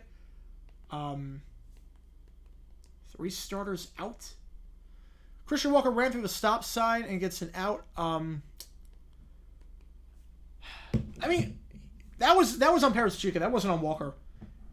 Paris Chica was waving him around, and then once he got to third, Walker's head was down. It was too late at that point. 2nd goal ball is at the 4. The run of 4 yards there. Yeah, at that point it was too late. At that point it was too late. Walker didn't run through the stop sign. Paris Chica didn't give it until he was past third. It was so bad. It was so bad. All right, 2nd goal. Ball's at the 4. Levis in the shotgun. Well, we got a touchdown for the first time today. Here we go. Levis. Play action. He's looking. He's going to take off and run himself. Gets a gain of 2 on the play. Eventually brought down by Quan Alexander, the former Buccaneer, the former 49er. 3rd and goal to 2. You figure with Henry 4-down territory here. You figure this would be the time for the Wildcat play. You figured this would be the time for the Wildcat play. You have Henry line up under center, or have him line up in the shotgun as the QB, and then you have him do a power run, and then you send Okonkwo out for a halfback pass. They've done that before. They're right now just lined up in the I formation. Levis at the 2, 3rd and goal. You have the big defensive tackle in motion. Handoff. Henry is stuffed on the first try, and then he gets in the second effort. Touchdown, Titans. Oh, man. Derrick Henry looked like he was balled up in the line and then just gets into the end zone on that second effort. A great drive for Derrick Henry. And the Titans take the lead with 6:35 left.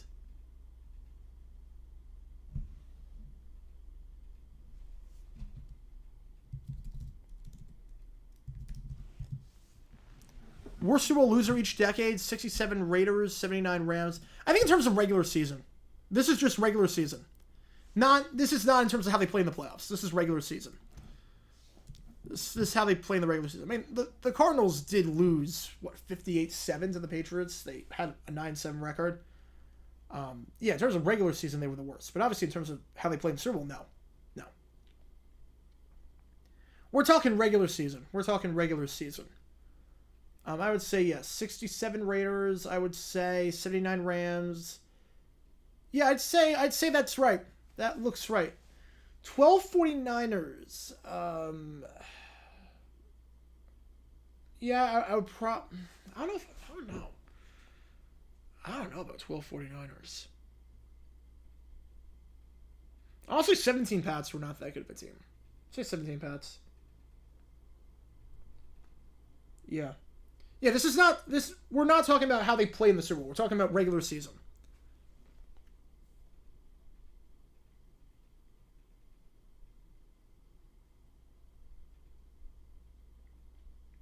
Wait, did Preston Turner went to Brown? I thought he dropped out of school. I thought he dropped out.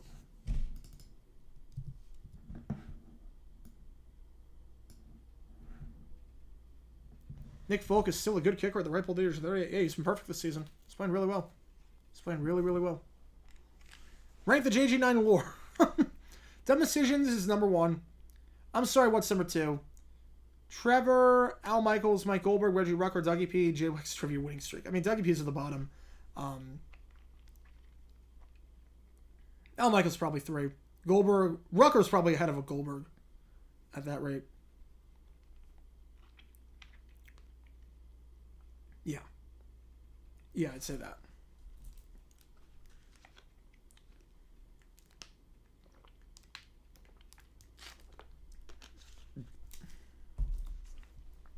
When Torrey made the change from Manaply to Mikael Gastro is when the D-backs lost the series. Yeah, I think we lost it when we didn't have Slade Ciccone on the roster. You can't put Castro in that spot. I know you're going bullpen game, but you can't put Castro in. You just can't. You just can't do it. You let Manaply go 2 innings. You let Frias go. I mean, Manaply, he only pitched, 10 pitches in the first inning? You let him go. Let him go. He can do it. He can do it. Problem with the bullpen game is that everyone has to be perfect. That's the problem with the bullpen game. If one guy screws up, it messes up the entire thing. Mess up the entire thing. All right. Remember that the Steelers have gone 3 and out their last 2 drives, and the Titans get the ball to start the second half. Titans win this game. They are back at 500, and things get a heck of a lot interesting in that wild card hunt. Kickoff will be fielded at the 5. He's going to take it out. So the 20, he's got some room, but brought down at the 25-yard line. So no difference between taking the fair catch and not. As it's Godwin and YBK on that one. Oh, he's taking out 24. Oh, that was probably Rick Hole then, but put Frias on before Castro.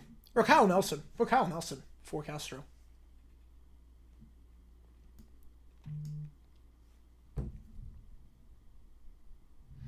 All right, 628 Pickett. They're 2 straight 3 and outs. Let's see what happens here. Handoff, Najee Harris.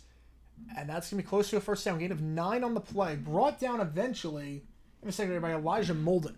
So it brings up 2nd and 1. All right, I've never seen that. The Amazon graphic, a strong questionable. What does a strong questionable mean? What does strong questionable mean? I've never seen that before. Strong questionable. I mean, questionable means we question whether he's going to play or not. Strong questionable is, okay, we really question whether he's going to play or not. Like, what? Handoff. Najee Harris gets the first down. Needed 1. Got exactly 1. Down to the 35. Yeah, Kimbrel's cooked. Kimbrel's cooked. Most underrated NFC Championship and AFC Championship. Ooh. Underrated, I would say... Man. Underrated. I would say on the AFC side, Colts Steelers. No one really remembers that game. No one talks about that one. Colts Steelers was a great one. NFC side, I feel like it gets lost in between the because you had Niners Giants, which was great, and you had Niners Seahawks, and in between that was Niners Falcons, which was a very good game. Kind of gets lost in the shuffle. So screen pass, it's a gain of 8 on the play. Deontay Johnson, catch number 3 for him. First on this drive. 2nd and 2. Listening to UC Station Australia Grossi entry at the same time. Don't ask me to put Chisel Adonis on. Is he even allowed to stream? Is Chisel even allowed to stream? Like, he's been banned on so many platforms because he shows the game. And then he questions why he got banned. Like, you show the game. No wonder Twitch is going to ban you. Play action, screen pass. Johnson, he's got the first down to midfield. At the 49-yard line, gain of 6. Which head coach would I love to have as my dad? Honestly, Gus Bradley seems like a really cool guy. Gus Bradley seems like a super cool guy. Have my dad, but right now, Mike McDaniel. Right now, Mike McDaniel. Easily. Easily, Mike McDaniel. Easily. I mean, McDaniel or Dougie P. Dougie P as a dad would be pretty cool. Dougie P or McDaniel. Probably be a cool sitcom dad. First down. Ball at the 49. Pickett under center. Under 4 minutes left. Look, I'm always down to do collabs. Anyone wants to do a collab, I'm always down. Pickett. Feels pressure. Has to get rid of it. Fires. Man in the area. It's Connor Hayward. Incomplete pass, though. Questionable. Likely to return. Alright. There's a flag on this play. We'll see what this is. Yeah, it's obviously not grounding. There was a man in the area. So it's indicating that is on them. Roughing the passer. Oh, on Simmons. On Jeffrey Simmons. Let's see this. Really? Really? We're going to call that... Are we serious? We're going to call that? He didn't drive him into the ground. He didn't land on top of him. And if he did, like, what more could he have done? Are we really going to call that? That feels like a makeup call from last week when they didn't get the Adam Gostis one. Handoff, Jalen Warren. Warren down to the 20-yard line in the red zone. Oh, that is... I don't even know. How do you play defense in this league anymore? I honestly don't know. That's a terrible call. And I'm pulling for Pittsburgh. That's a terrible call. What more can Simmons do there?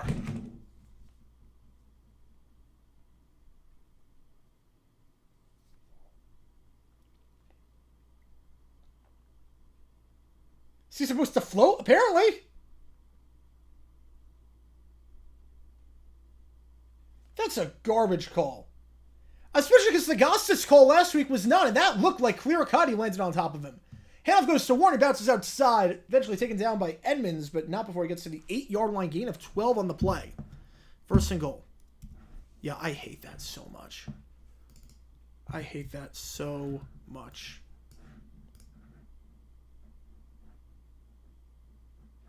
Here we go. First down. Ball's at the 8.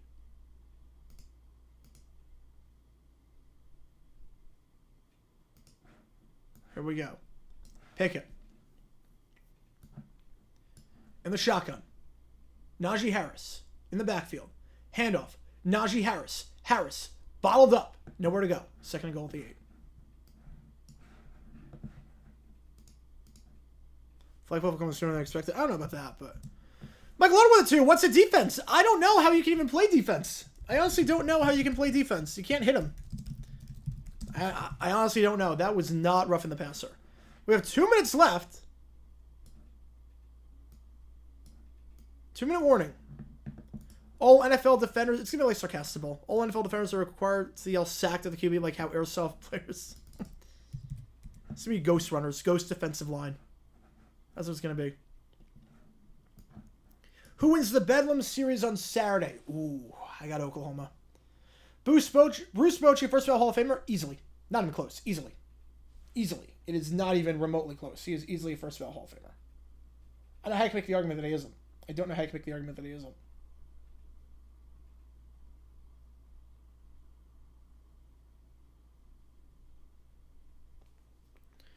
You're supposed to ask the QB politely to fall down. I mean, that probably worked for Andrew Luck. Probably worked for Andrew Luck. Will I ever visit Mexico? I visited many times on, like, cruises. Visit before on cruises. The second best team to lose the Super Bowl. Obviously, the Patriots are number one. The second best team to lose. Ooh, 90 Bills were good. 90 Bills were a good team. The second best team to lose a Super Bowl. 68 Colts. I'd probably say 68 Colts. I'd probably say they were the second best. DFW Sports History would be on JG80, named such in honor of the year JR got shot. Cole against the Colts in the Browns game on the uncatchable pass was an abomination. Yeah, that was bad. That was bad. The only team to beat Bochy in the playoffs since 2010 was the 2016 Cubs. Yeah, shows how good Bochy is as a manager. It's crazy. Hit 10 for that call was helpful. I agree. That is a garbage call. You can't play defense. I don't know what you're supposed to do. I don't know what you're supposed to do. I mean, he didn't land on top of him. He didn't use his full body weight at all.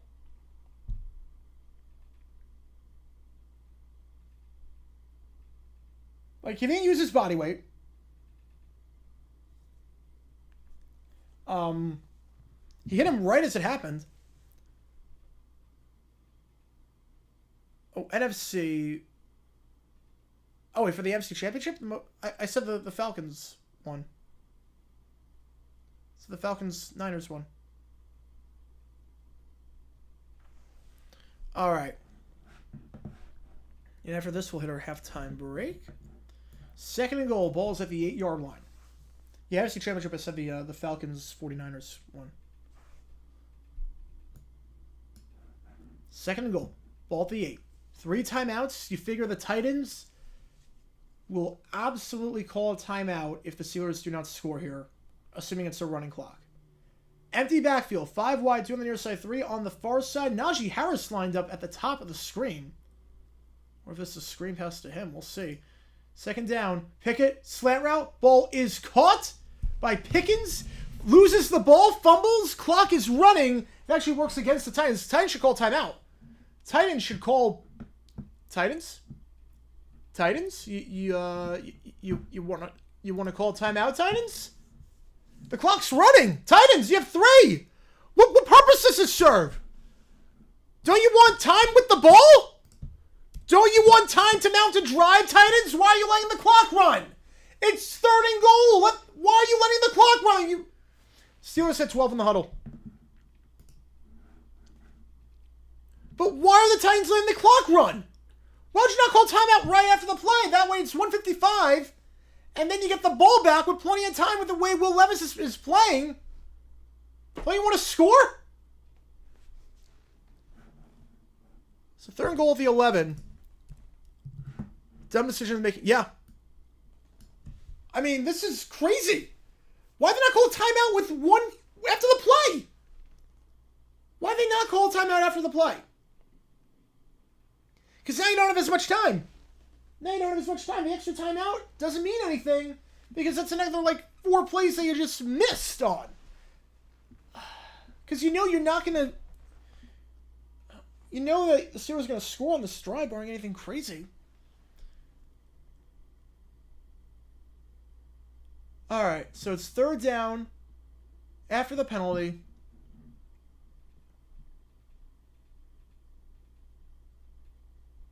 Steelers had too many in the huddle. Najee Harris late getting out. Clock stops with 1:24. But still, I don't get why Vrabel didn't call a timeout. I really don't get it. All right, 1:24. 7 on the play clock. Ball at the 11. 3 wide. Pickett. 2 on the play clock. Gotta get this off! Barely do with 4. Pickett fires end zone, low throw! Incomplete, hit the ground. But again, you figure, 119 is not the worst, but you figure you could have had it with 140. You could have plenty of time.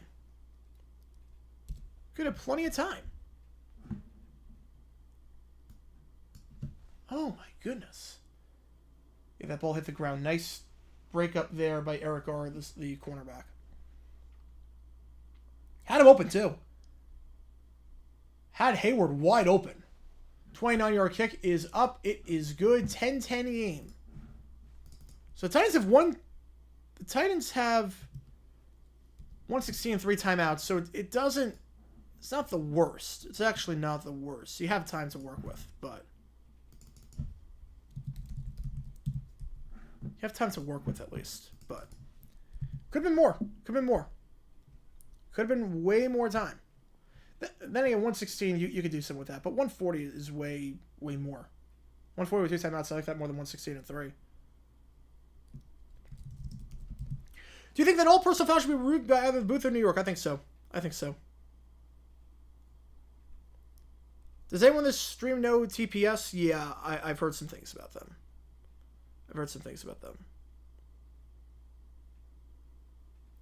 Jags crushes Titans man out. Of course. You have to. I have to. You have to.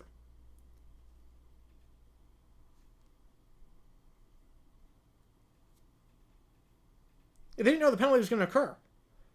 If the penalty didn't occur, the Steelers don't snap that ball until it was 105. There were like 21 seconds on the play clock. If that penalty doesn't happen, the Titans aren't getting that back with 116. They're getting it back with 50. That's very, very different. Very, very different. The penalty saved the Titans. The penalty absolutely saved the Titans there.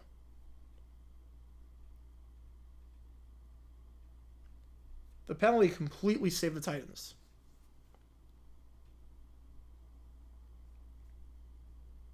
Yeah, it won't be like dumb decisions, but like, it didn't make a huge difference at the end of the day, but still don't agree with it.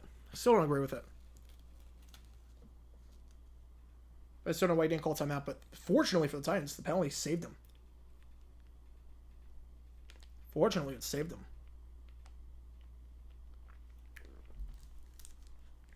All right, so 116 left. This has been a long, long half. Both teams still have all their timeouts, too.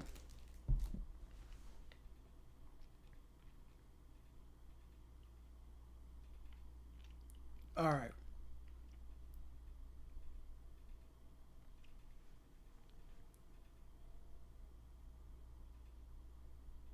But the OG TPS guy, he did like a video about like his time with TPS and how like it was just a train wreck.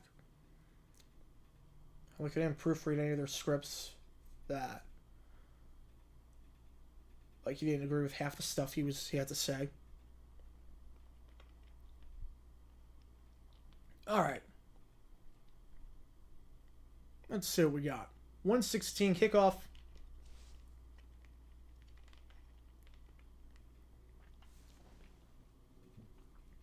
This one is going to go into the end for touchback. So the Titans do have time. The Titans, thanks to the penalty with 12 minutes in the huddle, they do have time, 3 timeouts to work with. But they do get the ball to start the second half, so they do have a chance to double up here. They do have a chance to double up. Rookie quarterback, Will Levis. Playing well. Looking to give the Titans the halftime lead like they had last week against Atlanta. 4 touchdown passes last week, having a very good showing so far again today. Let's see what happens here. First down, the 25-yard line. 116, 3 timeouts, 4 wide, 1 on the far side, 3 on the near side. Spears in the backfield. Dumps it off to Spears on a screen pass. Spears cannot get out of bounds. Gets maybe a yard there. And the Titans, they have 3 timeouts. They're not going to use one here. I think they might just be wanting to get a first down before they do anything, which is smart. They might just be wanting to get a first down. That one's over the middle. Ball is caught by Hopkins. Hopkins lunges forward. Did he get the first down? He did, and now the Titans will call their timeout. No, see, I agree. The Titans have time now. The problem, the only reason they have time is because the Steelers committed a penalty with too many men in the huddle. If they didn't commit the penalty, then the Titans would only get the ball with about 50 seconds left, and they wouldn't have enough time to do something like this, possibly. The Titans got bailed out by the Steelers having too many men in the huddle. Right, now they have enough time. But it was because of Pittsburgh's stupidity and not because of their own doing. First down, ball is at the 36-yard line. 3 wide. 2 on the far side, 1 on the near side. Levis, they send 4. He's looking. Dropping back over the middle of the field. Wide open. Caught at the 40. Caught at the 40 is Phillips, the second grab of the day. Titans have 2 timeouts, and they're going to use their second one here.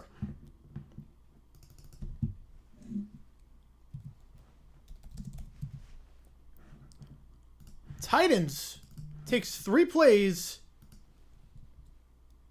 to get into possible field goal range.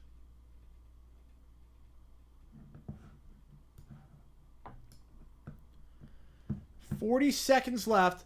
Plenty of time. You have a timeout. You can use the middle of the field. Remember, they do get the ball to start the second half, so they can double up. Will Levis making all the throws deep down the field today. He's looking very, very sharp. Usually rookie QBs falter against Pittsburgh, but not Will Levis. First down, 42 seconds left. That is plenty of time with 40 seconds. 4 wide. Spears in the backfield. 3 on the near side, 1 on the far side, wide out. Levis, Steelers send 5. Levis has to get rid of it. Levis does get rid of it. Wide open, caught. Gets out of bounds at the 17. It's Mike Phillips once again. Kyle Phillips with his 3rd grab of the day. 2nd on this drive. They're in the red zone.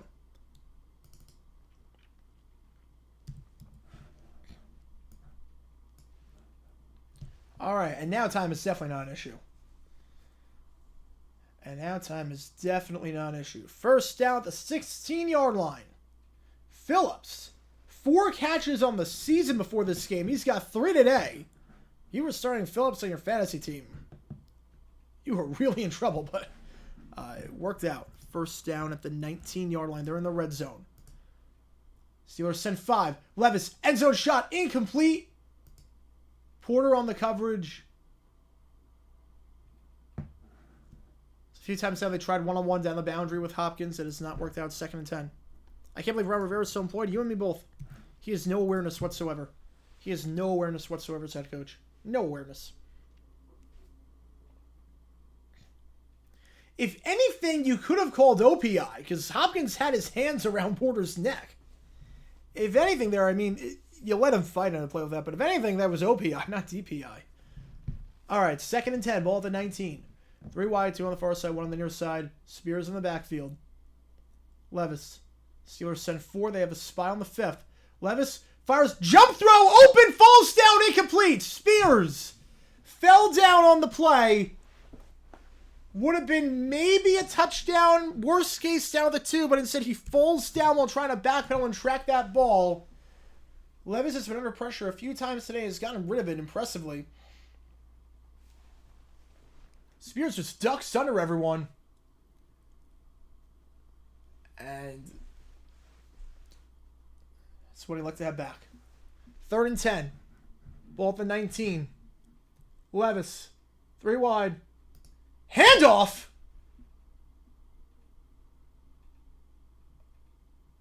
Okay?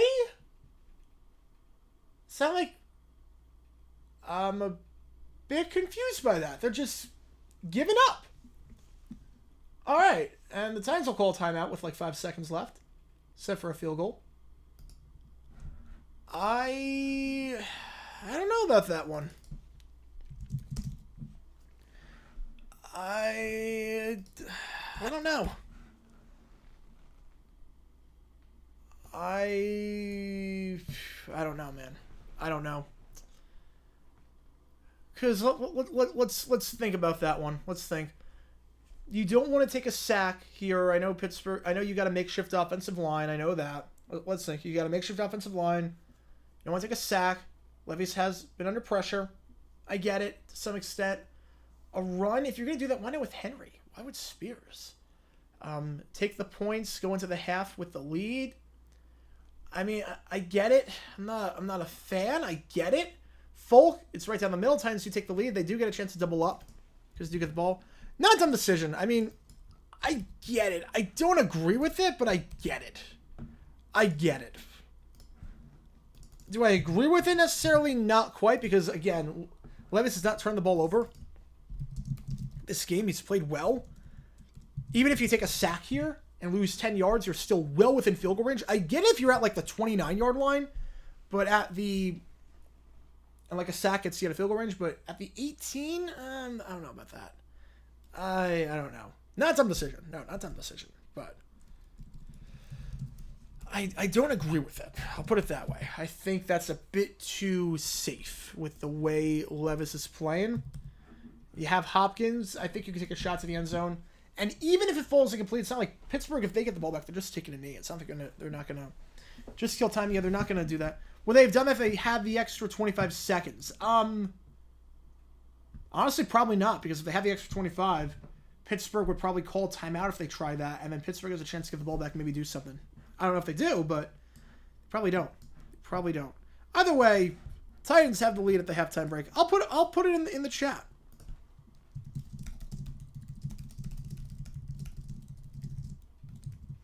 Do you agree with the handoff on 3rd and 10? I honestly, do I agree with it? No, but I don't hate it. I get it.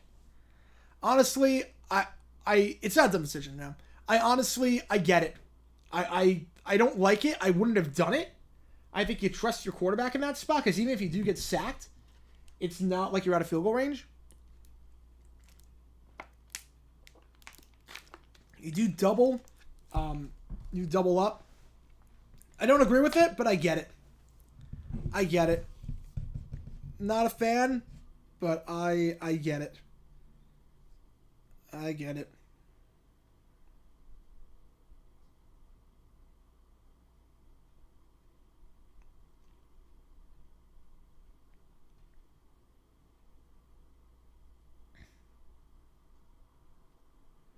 Wait, I just saw my timeline. Jags beat reporter said that apparently Al Michaels said that Joey Porter Jr. and Levis were teammates at Kentucky, which is definitely not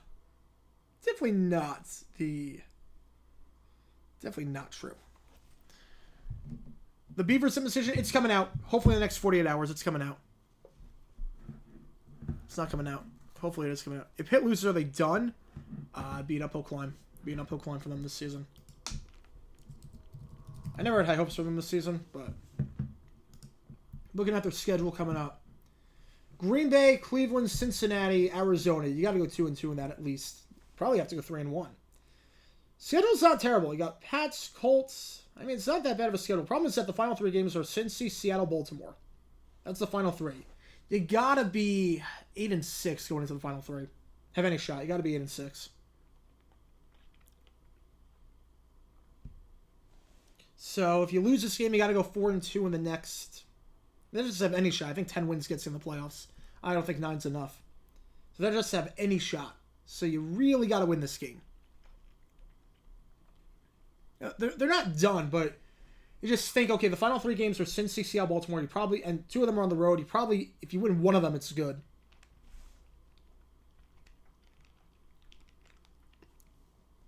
Make the playoffs, you need 10 wins. 9 in the NFC is probably going to be enough. In the AFC, probably won't be. You need 10.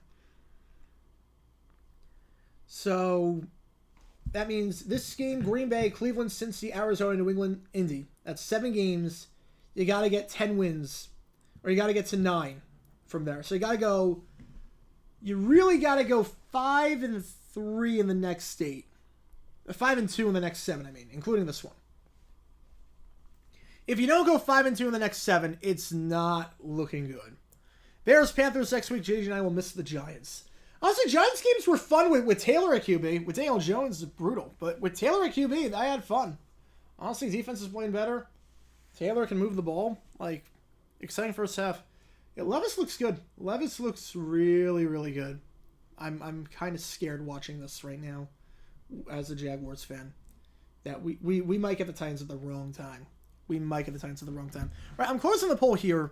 Again, not a dumb decision. I just want to know what your thoughts are. But 3/4 of you do not agree with the call. You don't agree with the handoff on 3rd down. I'm right there with you. I don't think it's a dumb decision. I just wouldn't have done it. I wouldn't have done it.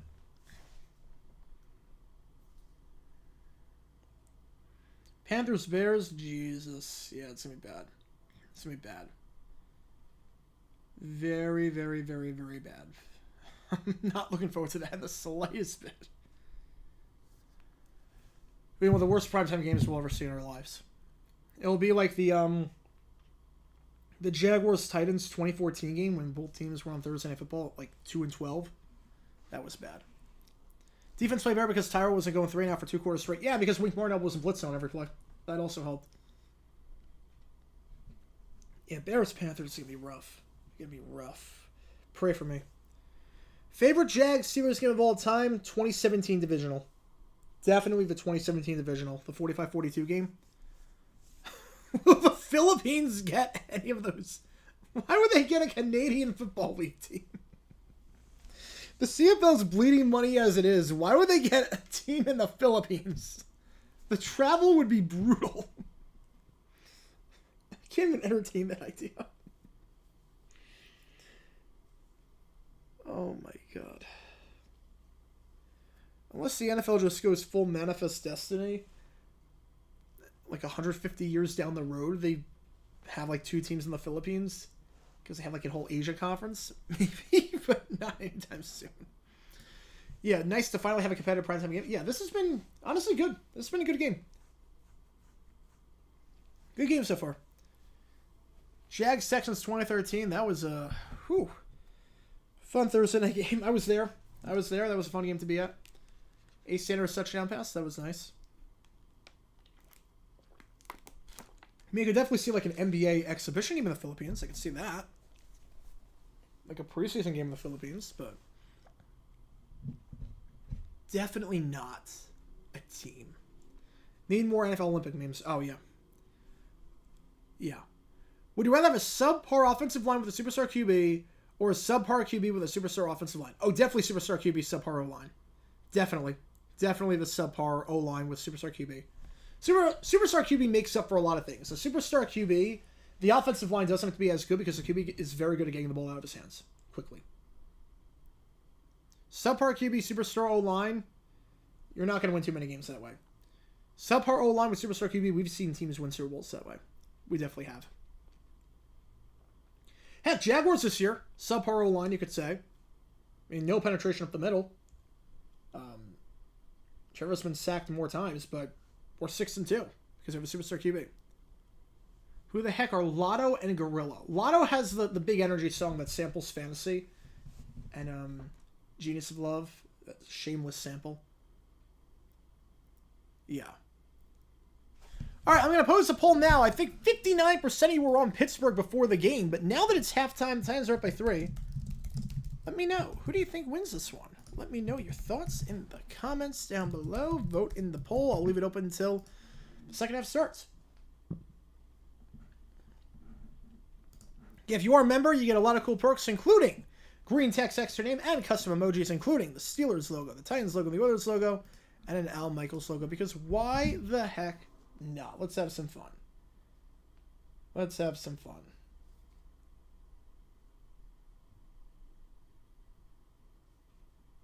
Let's have some fun.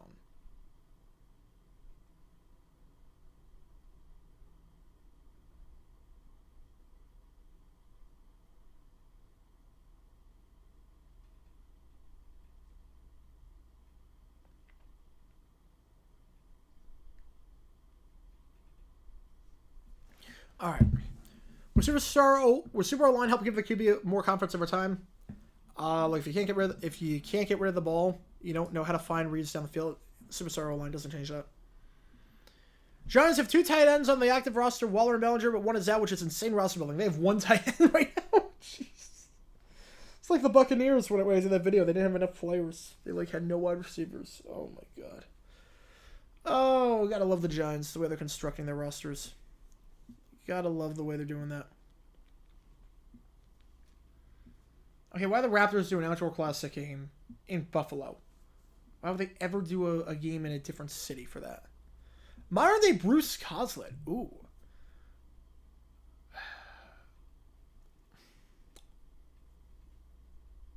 Honestly, I'm thinking a guy that had 2 stints, good offensive coordinator, but had 2 stints as a head coach, didn't do anything really, either one.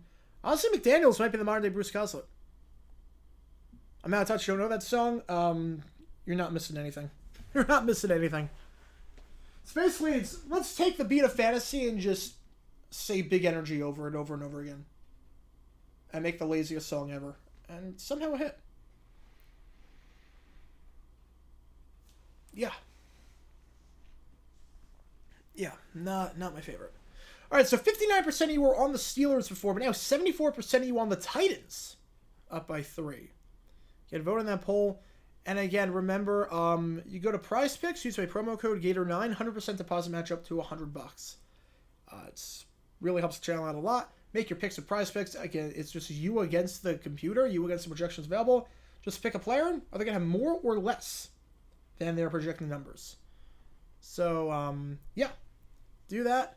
Help us out a lot. Yeah, no, it's a song. Yeah. Colts, Panthers, Kenny Albert, Jonathan Vilma. Oh, boy. Oh, boy. Who's ready for the Dolly Cam? Who's ready for the Dolly Cam? My favorite Steelers-Jags game was that 1997 game. Remember that game well, but I didn't know about the bizarre ending until I saw your video. Thank you so much. Yeah, that was a weird one. That was a fun video to put together. That was a fun one. Yeah, like no one saw the ending to that game unless you were in the stadium. Yeah, that was a fun one. That was a really fun one to put together. All right. Yeah, I think TCU's bowl chances are done at this rate. What a fall off. Not surprised. I mean, they fell this hard. I'm a bit surprised, but like I knew they weren't going to be that good this year with Max Duggan no longer there. But from national championship team to not even a bowl game. Man, that's a fall off and a half. Cowboys Eagles, Burkhardt Olsen, no shock there. I mean, that's the national 425 game. That's going to be a good game. This is going to be a good Sunday, honestly. This will be a great Sunday of football.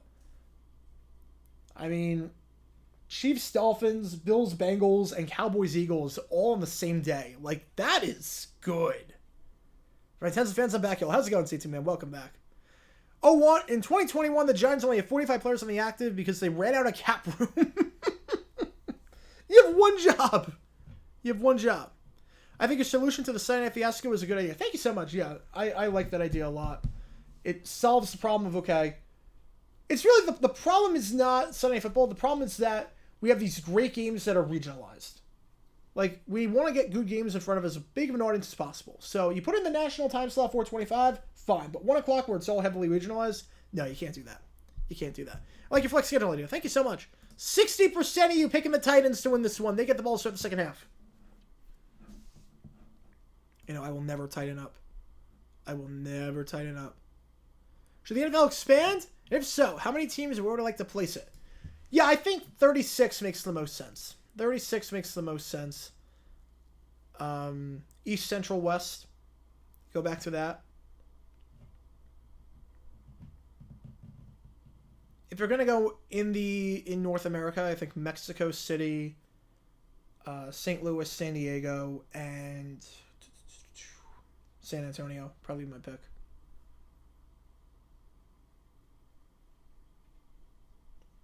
To the Giants hire Jennifer Carter. The network not having a doubleheader that week should not be allowed to protect. No, I think the other way. The network not having a doubleheader should protect because they're already getting screwed over by not having a doubleheader in the ratings. I think you need to throw them a bone. All right, the kickoff is going to be fair caught at the 5 and brought out to the 25. So first down for the Titans. Here we go. You know, I think you have to. Toronto? No, I don't think Canada's getting a team. I can't put a team in Canada, especially after the Bills debacle. Plus, they have their own football league. I think the whole thing with the problem with is the with the single header is that you can't not protect that network. The networks will never go for that. They would never go for that because then half the time they might be getting completely screwed. First down at the 25-yard line. Levis, handoff, Henry. Henry, gain of 2 on the play. Clean first half, no turnovers, but not a good first half in terms of penalties. There were a lot of dirty laundry. Why fair catch kickoff? I don't get it, even if you weren't in the end zone, because it takes it out to the 25-yard line. New rule. So if you fair catch a kickoff inside the 25, it gets taken out to the 25. It's just like college. I have no problem with it. I like the rule. I have no problem with it. So that's why I fair catch it. It's just taken out to the 25. Levis. 5 wide. 2 on the far side, including Hopkins. 3 bunched up on the near side by the offensive line. 2nd and 8. Steelers send 4. Levis fires. Out route. Bobbled by Hopkins. Incomplete. Broken up on the play by Quan Alexander. Brings up 3rd and 8. To read my idea this morning. I have not... Where did you put it? Did you put it in the... Hang on. Let me see.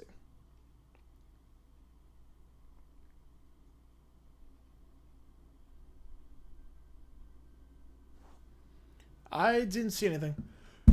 No. That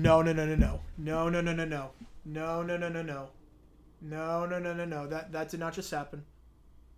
That did not just happen. No, you did not just do that, broski.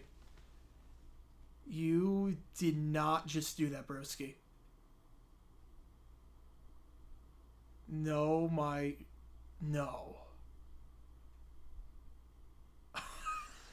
You did not just do that. You did not just do that, broski. Oh my god. Are you kidding me, broski?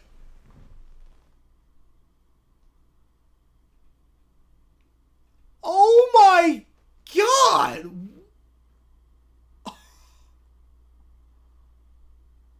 Oh my god. Punt down at the 13-yard line. No. This is not happening. This is not happening. This is not happening. This is not happening. You did not just give 50 memberships. You did not just give 50 memberships. There's no way you just did that. That's no you. Oh my god, bro. Oh my god, bro. Oh my god. I can't thank you enough, man. Oh my god. Oh my god. I don't even know what to say. I honestly don't even know what to say. I'm in too much shock to even react. I don't even know what to say. Najee Harris running. He's got the first down. He's still going down to the 42. He had a 26.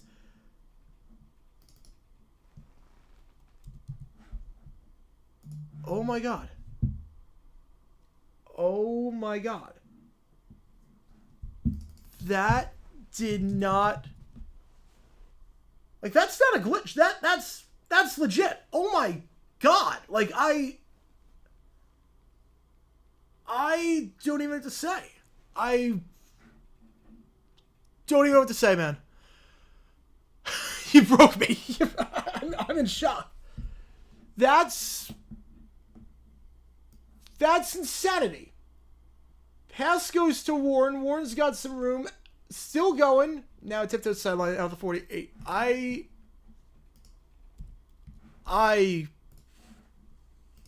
can't thank you enough, man. I can't.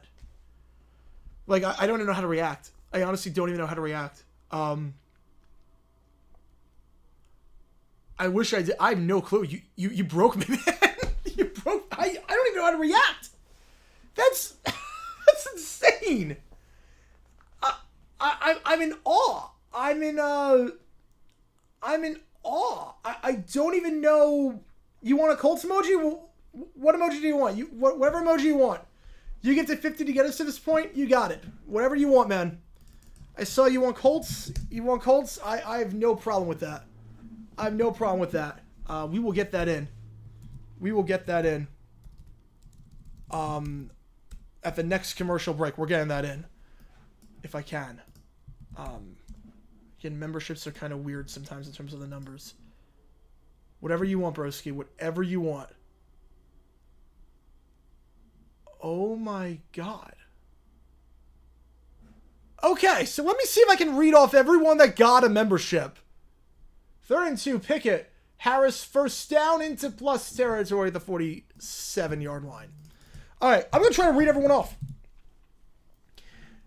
Roll Tide 99, Holy Stars, Ryan Thompson, Sergeant Gamer, Unmasked Bloodbender, Perfect Spare 300, Raylan Mann, OJ Pimpson, Cameron, K. Tomei Henry, John Gibson, Dropping Dimes, Nick Vermillion, Bob, Dat One Rad Dad, Christmas Hake, Aaron Murray, HP, Matthew Dusinick, Michael Animate, White Darkness, Does Anyone Have a Gun, Billy Kammerer, Iron Mouse Feet Lover, Stephen Shanks, Epoch, Christian Quintanilla, Rob75, Jaguar 37 Foxtrot, as Harris drops that pass. 2nd and 10 coming up. Richard General, Dylan Nash. Oh man, we're still going. Maverick 9964, William Lindley, Secret Man, Jesse May, Grant Reichart, Tim Davis, Chris Stott, Brad Pape, Alan F. the Hippie, Nedro J, Linky Jets, Sinister, Blaze Aiden, Greg Turnbow, Mark Leota, Great Wuda, Susan Bezio, iChart New York. I think that's everyone. Handoff, Warren, down at the 45, 3rd and 8. Broski, I don't even know what to say, man. I really don't even know what to say, man. You just made my night. I don't even know. I don't know if you can see the tears in my eyes. I don't know if you can see the tears in my eyes, man, because I'm trying to hold it in. That was... Holy cow. That did not just happen. All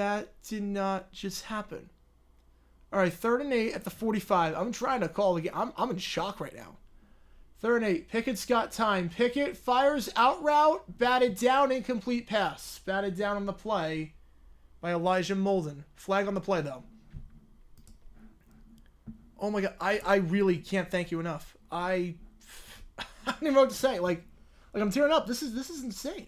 This is absolutely insane. I honestly don't even know what to say. Penalty on the defense. Penalty is on the defense. All right, I'm going to try to focus back on the game. I honestly don't know what to say. I honestly don't even know what to say. If I win this parlay, you make another 50 on money. Oh, God. What's the parlay? I need to root for this parlay now. We can add an emoji. All right. You want the Colts? We got the Colts. Let me just put that in. Oh, my God.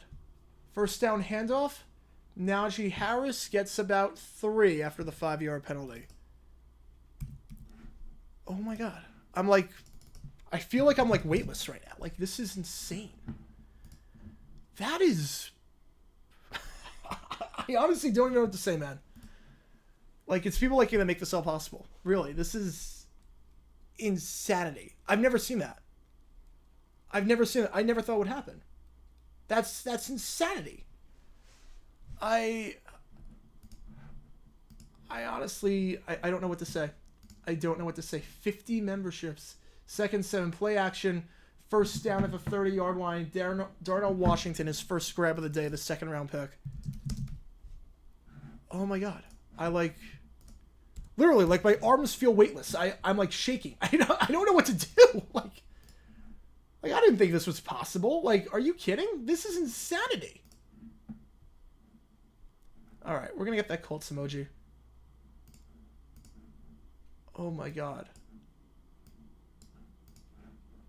So we can have something with the lasso. It's on all the 6 and 2 teams. Ooh, all right. All right, yeah, so we can get something to go along with the lasso. All right. Timeout on the field.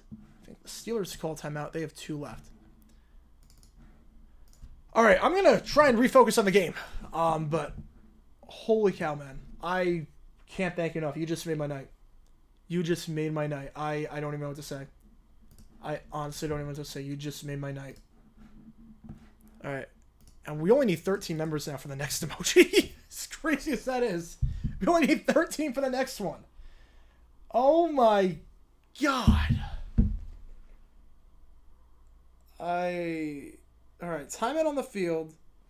I've never seen 50. That's, for those who don't know, that's $250. Yeah, I think Broski wanted the Colts logo. Whatever he wants. I think he wanted the Colts logo, but I can obviously change that. But the Colts logo is now in there. Let's just double check, make sure that it is.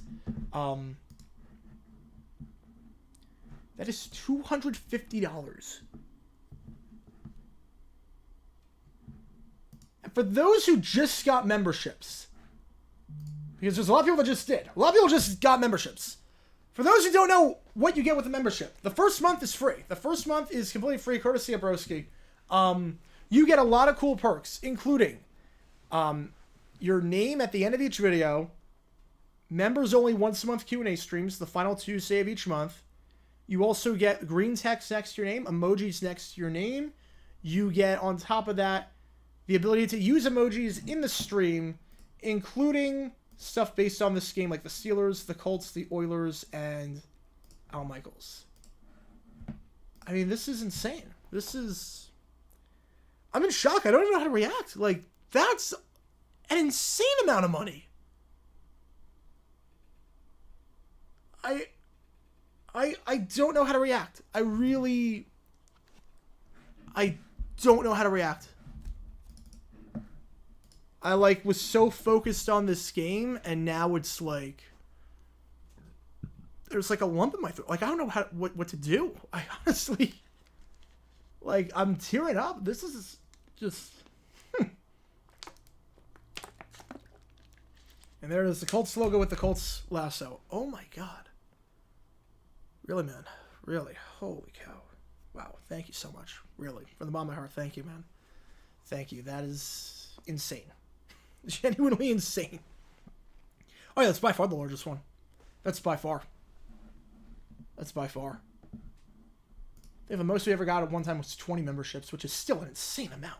Everything counts. Every dollar, means a lot. Najee Harris, gain of 3. But, I mean, 250 at once is just... That's an insane amount of money. Holy cow. No dumb decisions yet. Favorite coach rants. They are who we thought they were. I remember watching that as a kid back in 2006 when that happened. All right, after that, gain of 3 by Najee Harris. I'm going to try my best at this point. It's tough to focus on anything. 2nd and 7. It's a wide receiver run. He's got some room to the boundary down at the 18-yard line, pushed out. It's Calvin Austin, his first touch of the day, gain of 9. As Michael Hodel coming in with the $2. Thank you so much. Make me the next emoji. Make Frank the next emoji. We're 13 away. Could do a Frank. Broski win for you. Get a membership. You get a membership. Everyone gets a membership. Pretty much. Just wait until someone decides to do a $500 super chat. I've only seen it once during a live stream. I think people have done it during clickbait streams. Obviously, it's never happened here. Nor do I ever expect it to happen. I never expected anyone to donate, let alone $250. Harris lost it too. Really, I just stream these games for fun because I like talking with you guys. And then people donate. It's oh my God. Let's donate that much? Oh my goodness. Really. You just made my night. Made my whole week. That was just insane. Really. That's insanity, man. Absolute insanity. Everyone who donated. Thank you so much. Everyone who gifted memberships. Everyone who's been here for this ride. But, I mean, it's moments like that where it's oh my God. Yeah, clickbait, it's common for clickbait because you get the punishments. I do whatever punishment you want me to if you pay me that much money. Pass goes to Warren down to the 13-yard line. So bring this up 3rd and about 4. Yeah, it's common for clickbait. But yeah. Did I make a decision regarding the question I asked you about the email last week? Not yet. I've been so busy lately in terms of the World Series and everything and streams and videos. I haven't given any thought to that yet. But yeah. Service 6 for salary. Thank you so much, man. Thank you so much. 3rd and 3. Pickett. End zone. Shot. Touchdown. Did he get the foot in? Did he get the second foot in? Did Pickens get that foot in? They're going to say he did. Touchdown. First foot was down. The second one, he didn't drag it. But did he get it in? As of now, it's a touchdown. We're going to see. We're going to check the replay here. What a throw by Pickett to Pickens over the shoulder. If it stands, that's the 4th touchdown of the season for Pickens. Let's see. First foot was down. He did not drag the second foot. And that's what I was worried about. He did not drag that second foot. I told you, he did not drag that second foot. That's not in. He didn't drag it. He's usually very good at that. He did not drag the foot. That's what I told you. That's what I said. He did not drag that foot. He didn't know where it was on the field. He never does that. That's like the one thing from Pickens you can expect. That's the one thing with him you can expect. He always drags the foot. He's some of the best toe drag swag in the league. He did not even try to drag that foot in. Easy touchdown. Great throw. Couldn't drag the foot, and now they'll have to settle for 3 to tie this game up. Titans got a huge break. I can't believe how Pickens didn't drag that foot in. That was an easy play. Easy play. 30-yard attempt for Boswell. Oh, man. Not a good week for Pickens. The Hope defense comment, 1 catch last week, and then you miss a touchdown like that. The kick is good, but man, they'll be disappointed not come away with 7 on that one. That was an easy toe to drag, too. That was an easy one. That's one you got to make in the NFL. Yeah, it's been a good game. It's been a good game. Long game, but a good game. Jags Saints was also pretty good. Probably thought he had more space to get the foot in bounds. Yeah. Probably.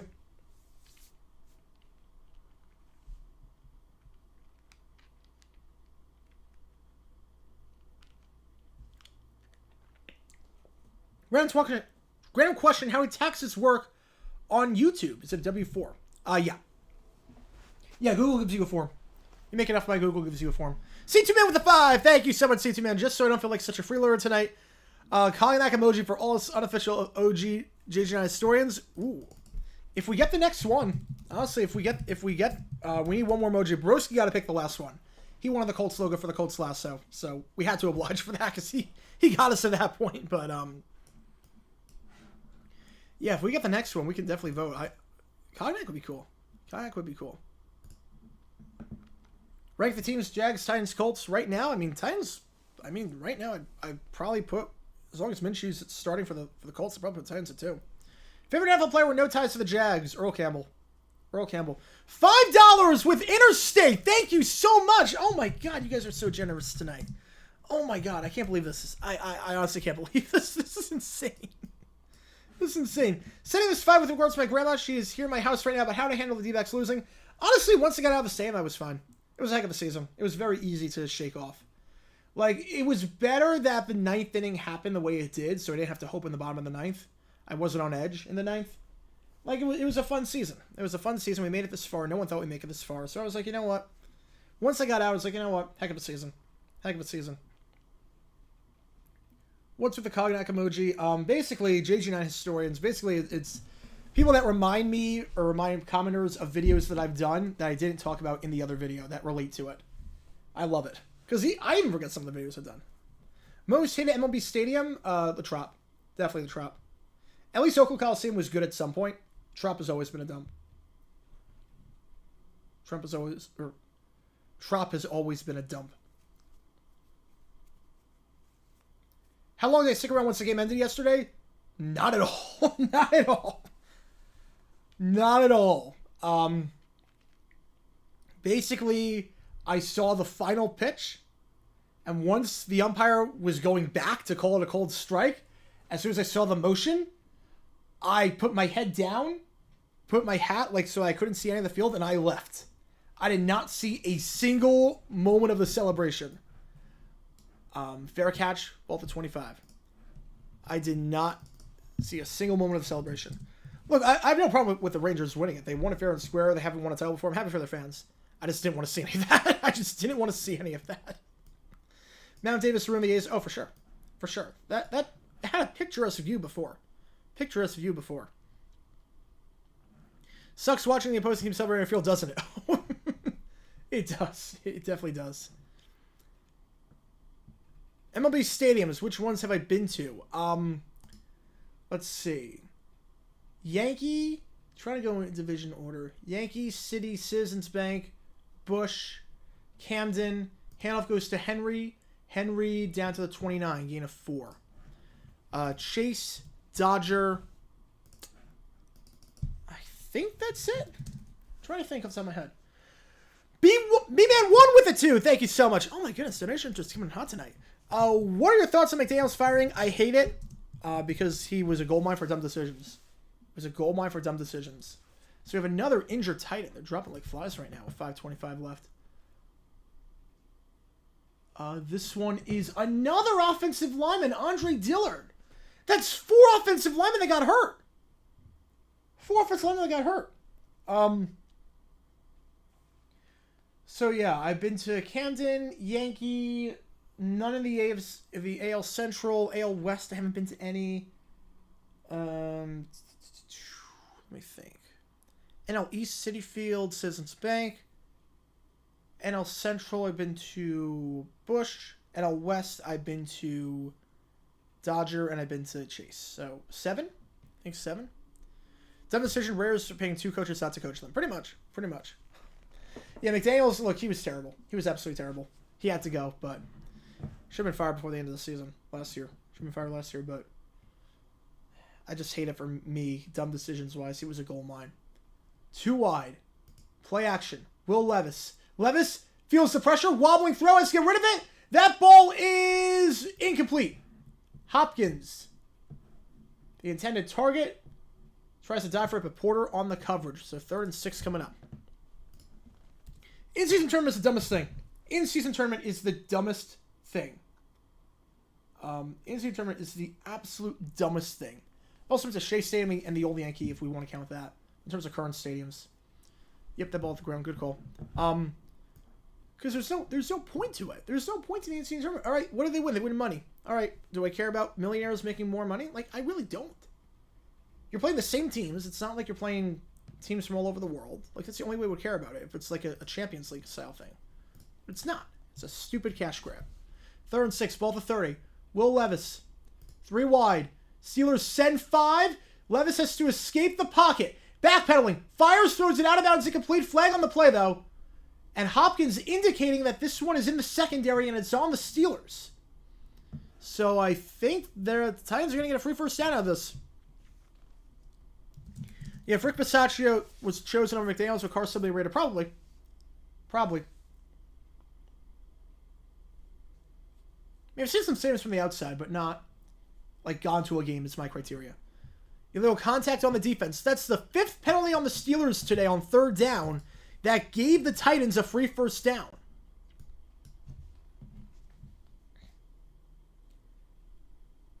Yeah, plus in-season tournaments are like, it's different for college because everyone's still playing the same number of games. It's really just a glorified non-conference schedule and a way to play teams you usually don't play. Problem with the NBA is that you're playing the same teams you do in the regular season. It makes no sense. Makes no sense. It'd be like if the Premier League had a tournament where it's everyone in the Premier League plays each other, and it's the top 20 teams. Henry, he was in that shoestring tackle saved a touchdown. Man, gain of 11. Yeah, Devontae Adams is dancing. He's crying in the club right now. Oh no, Carr's overrated. I don't know if he's overrated anymore. I feel like Carr at this point is not overrated. Carr is pretty not regarded at all. He's a check down artist. A game at Wrigley? Yeah, I want to go to all 30 ballparks. I really do want to go to all 30 ballparks. You beat the Titans 78-6 with the Jags. Let's go. You got to shut them out next time. They scored. It's not good enough. It's not good enough. NBA game at Arthur Ashe with the roof closed? I think they've done that before. Haven't they done that? I feel like that could work. Yeah, I feel like that absolutely could work. I feel like they played a game at Arthur Ashe before. Levis, hands off. Spears this time down to the 48 into plus territory. Remember, Steelers should be up by 4. but take a touchdown off the board because Pickens could not drag his foot in. And that's why it's a tie game right now, not a Steelers lead.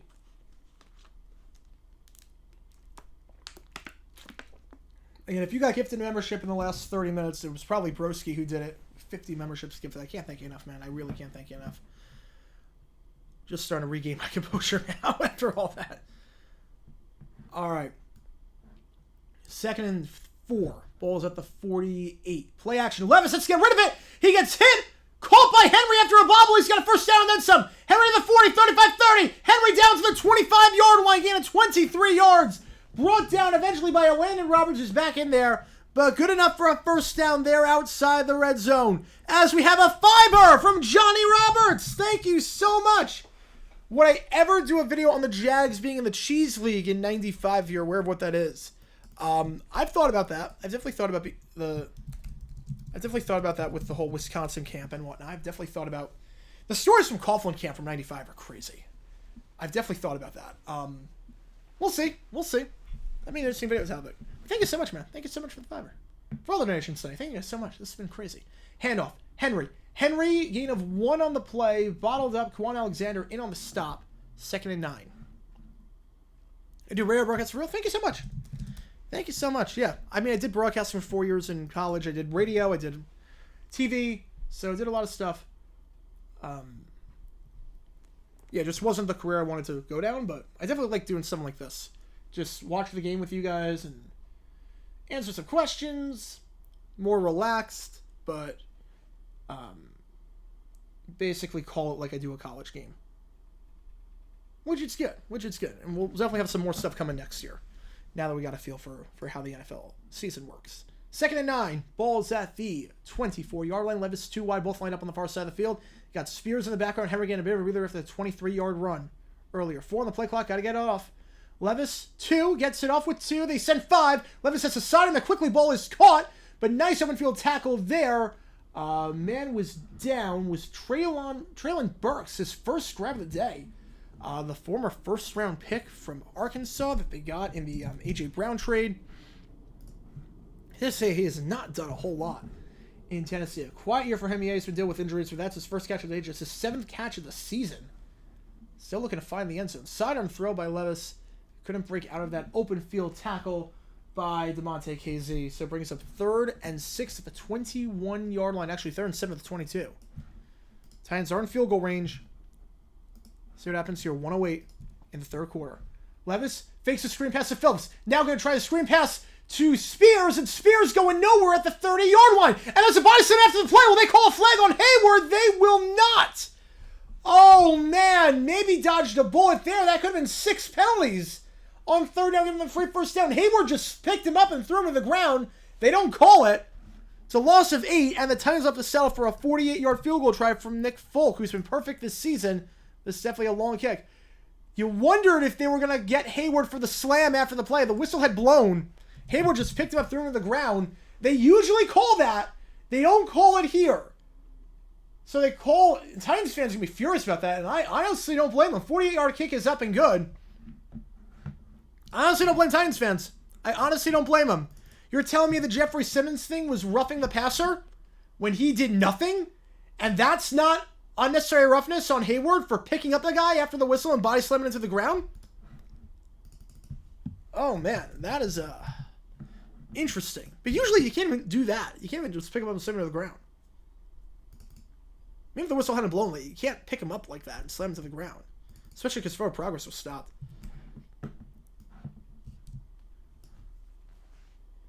Alright.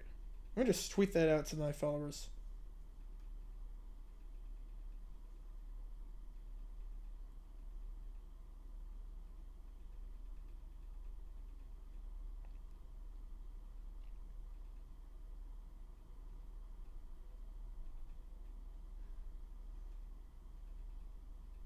Hang on.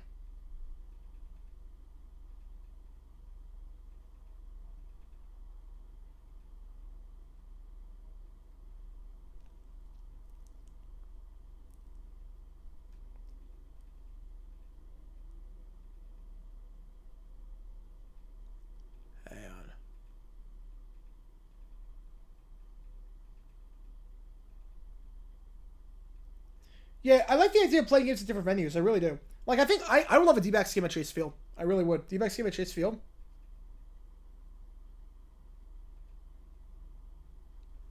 I would love that. Should the Trop be replaced with something on the same site, or should we put somewhere close to Raymond James? If you put it on the same site, it doesn't change anything. It doesn't change anything. That's the problem. It doesn't change anything if you put it on the same site. Because the problem is that people don't go to the games. Because it's far away. And we know that because the Rays got 19,000 for a playoff game, which is abysmal. Now, I know this much. Stadiums, you can criticize them all you want. But if you're playing at a dump, playoff game, they're showing up. They're showing up. I mean, Oakland Coliseum, everyone calls that a dump, but they show up when the A's are in the playoffs. They sell it out to the bone. Because they don't care that it's a dump. It's a playoff game. You're there for the game. So changing the location to be closer downtown would be huge. Because right now, no one can get to it. Oh my goodness, 5 more gifted memberships! Oh my goodness! What on earth is happening today? Oh my goodness! Are you kidding me, guys? Are you actually kidding me? This is insane! Oh my god! Jason Fisher, thank you so much! Oh my god, you guys are too generous tonight. Oh my god, this is insane, guys. I really can't thank you enough. This is insane.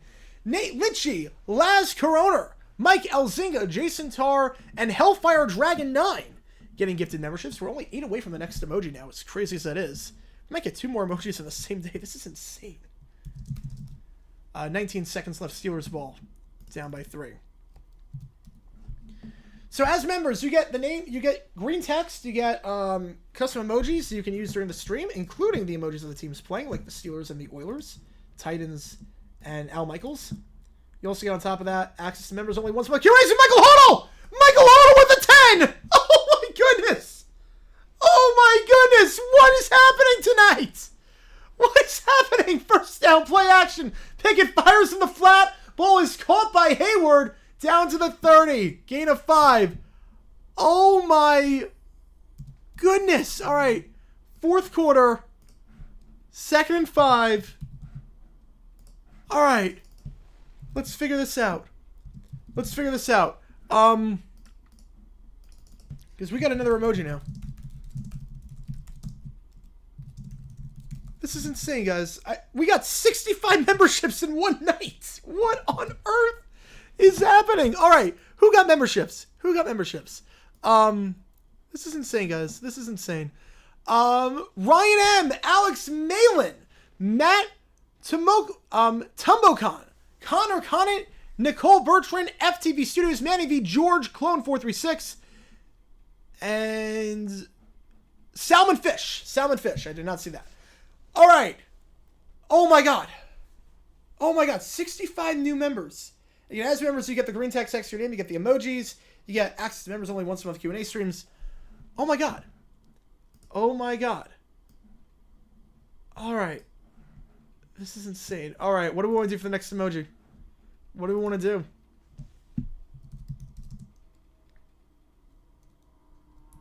do? I honestly...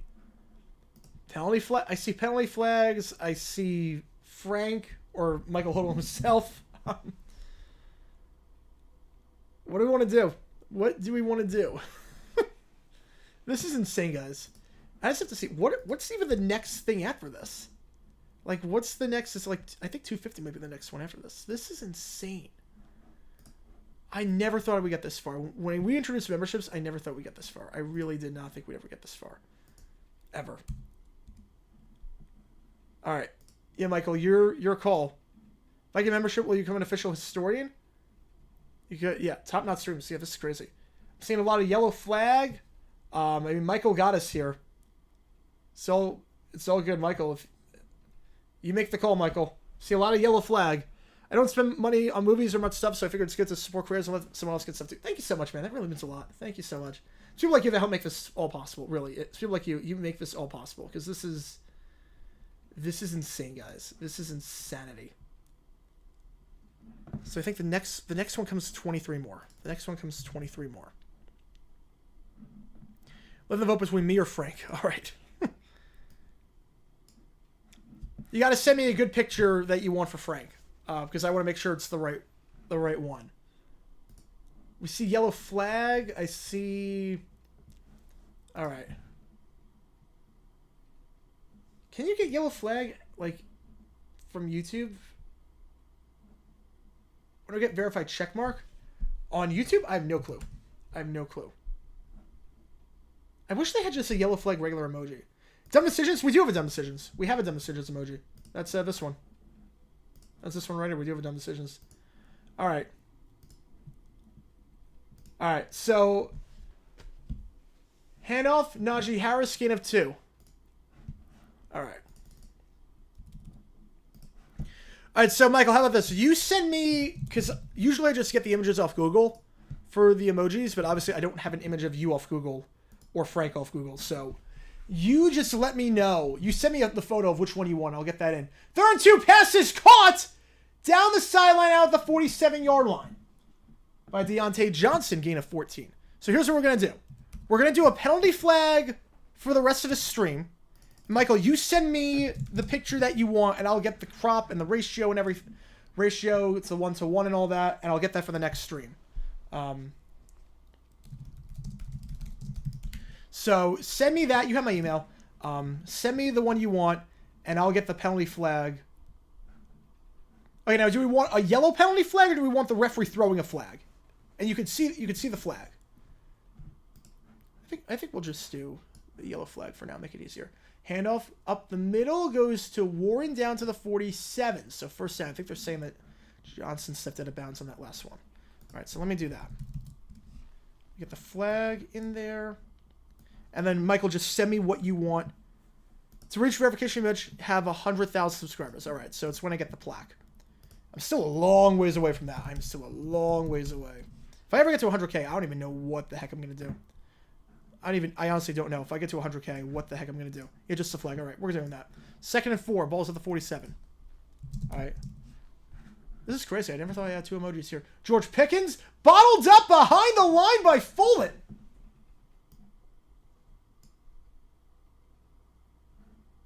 Christian Fulton, the former first-round pick. Huge loss there. 3rd and 8 coming up. I'm working on getting the emoji in right now. And Michael, again, just send me the image that you want, and I'll get it in for the next stream. Because you got us there. You earned it. You earned it. All right, let's see what we got. Let's get the cropped flag in there. It should hopefully work. Cropped. What's the image file? SFOO. Here we go. Hopefully this works.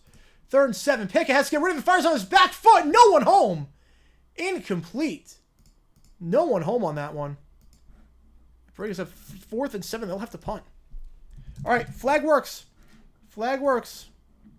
NBA outdoor game. Yeah, I can see an outdoor game. I can definitely see that. All right, so I think if you refresh, it should work. Let me double check. All right, so thanks to our generous donations, yellow penalty flag, we've got it. It is official. We have the yellow penalty flag. And Michael, just send me the image that you want. I'll get the crop and everything. Now a great punt by Harvin. That punt bounces. Make sure no Titans touches it. It's actually a very favorable bounce. Rolls all the way down to the 9. Speaking of which, we do have a flag on the play. So get those flag emojis out. We got a flag on the play. And again, I was over class games on Christmas would be too cold. You couldn't do it. You couldn't do it. No. Okay, no flag. Never mind. No flag. No flag. They picked it up. I don't know what that was about. It's going to be down at the 6-yard line.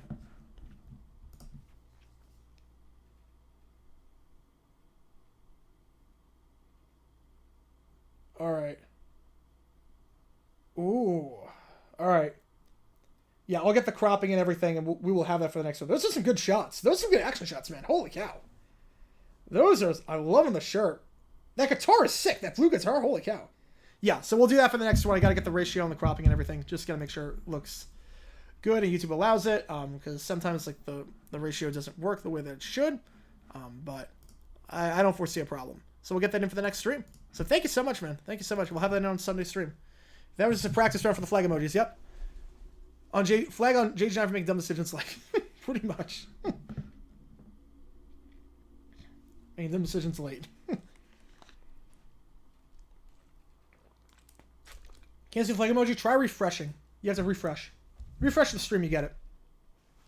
That's so popular in Puerto Rico? I think so. Kissing the passer, 15-yard penalty, holding back first down. Get those flag emojis. We have Caillou. We do have Caillou. If you do want the Caillou emoji, we do have Caillou. And this is one of the cool perks you get if you are a member. If you are a member. The words of Al Michaels died on June 14th. Yep. Cousins is his starting quarterback with Kenny Pickett and Steelers defense on the bench. Ay. That's crazy. You close the chat, reopen it, refresh, and it works. Once we'll give them the Fort Steelers have them right where they want them. Yes, they do. Yes, they do. But the magic of Will Levis might be too much. Getting 12:20 left, 7:41 on the Pacific Coast. It's going to be weird because next week, I'm starting to stream an hour later my time than usual because of daylight savings. Because Arizona doesn't do anything. So I have to adjust my whole clock. Starting next week, we'll do some streams where if the game is just a bloodbath, I'll call early. Because the time difference messes some things up with what I do. But we're going to stream every game. We're streaming every game. When we finish every game, it's a different story. If a game is like Giants-Cowboys, I'll call it at like 11:30, 10:30 on the East Coast. But yeah. Greatest Titans QB of all time in November 2023. Malik Willis did not throw an incomplete pass. He got into the game yesterday. He did not throw an incomplete pass. So he's the greatest. I think in my completely unbiased opinion, the Titans should put him back in. I think they had something there. They didn't give him a fair shot. Take out Levis. Put in Willis. He's the guy. 1st and 10 at the 8-yard line. Oh, man, this stinks. First down. Levis under center. Play action. He's got all day. Fires. Clean pocket. Wide open. Caught. First down at the 28-yard line. Burks with his second catch of the half. It's a gain of 20. You would think the Steelers would realize that when they blitz Levis and has to throw off his back foot and the pocket collapses, it's not great. But when he has all day throw like that, he's going to hit all those throws. He's hitting all those throws, and that's just a dime. Oh, man, he looks... Crap, he looks pretty good. All right. Clock is stopped for the moment. It might be a spotting issue? I don't know what the deal is here. All right, clock is stopped with 12 minutes left. First down at the 30. Who is the worst college football fan base, and why is it Montana? I am not well informed about Montana's fans to make an opinion on that. All right. Yeah, anything with a play backwards, I don't buy it for a second. I know when I make songs, I don't think about what does it sound like backwards. Yeah, Duke just won field goal, 24-21. Handoff, Henry up the middle, gain of 2, maybe 3, down to the 32-yard line.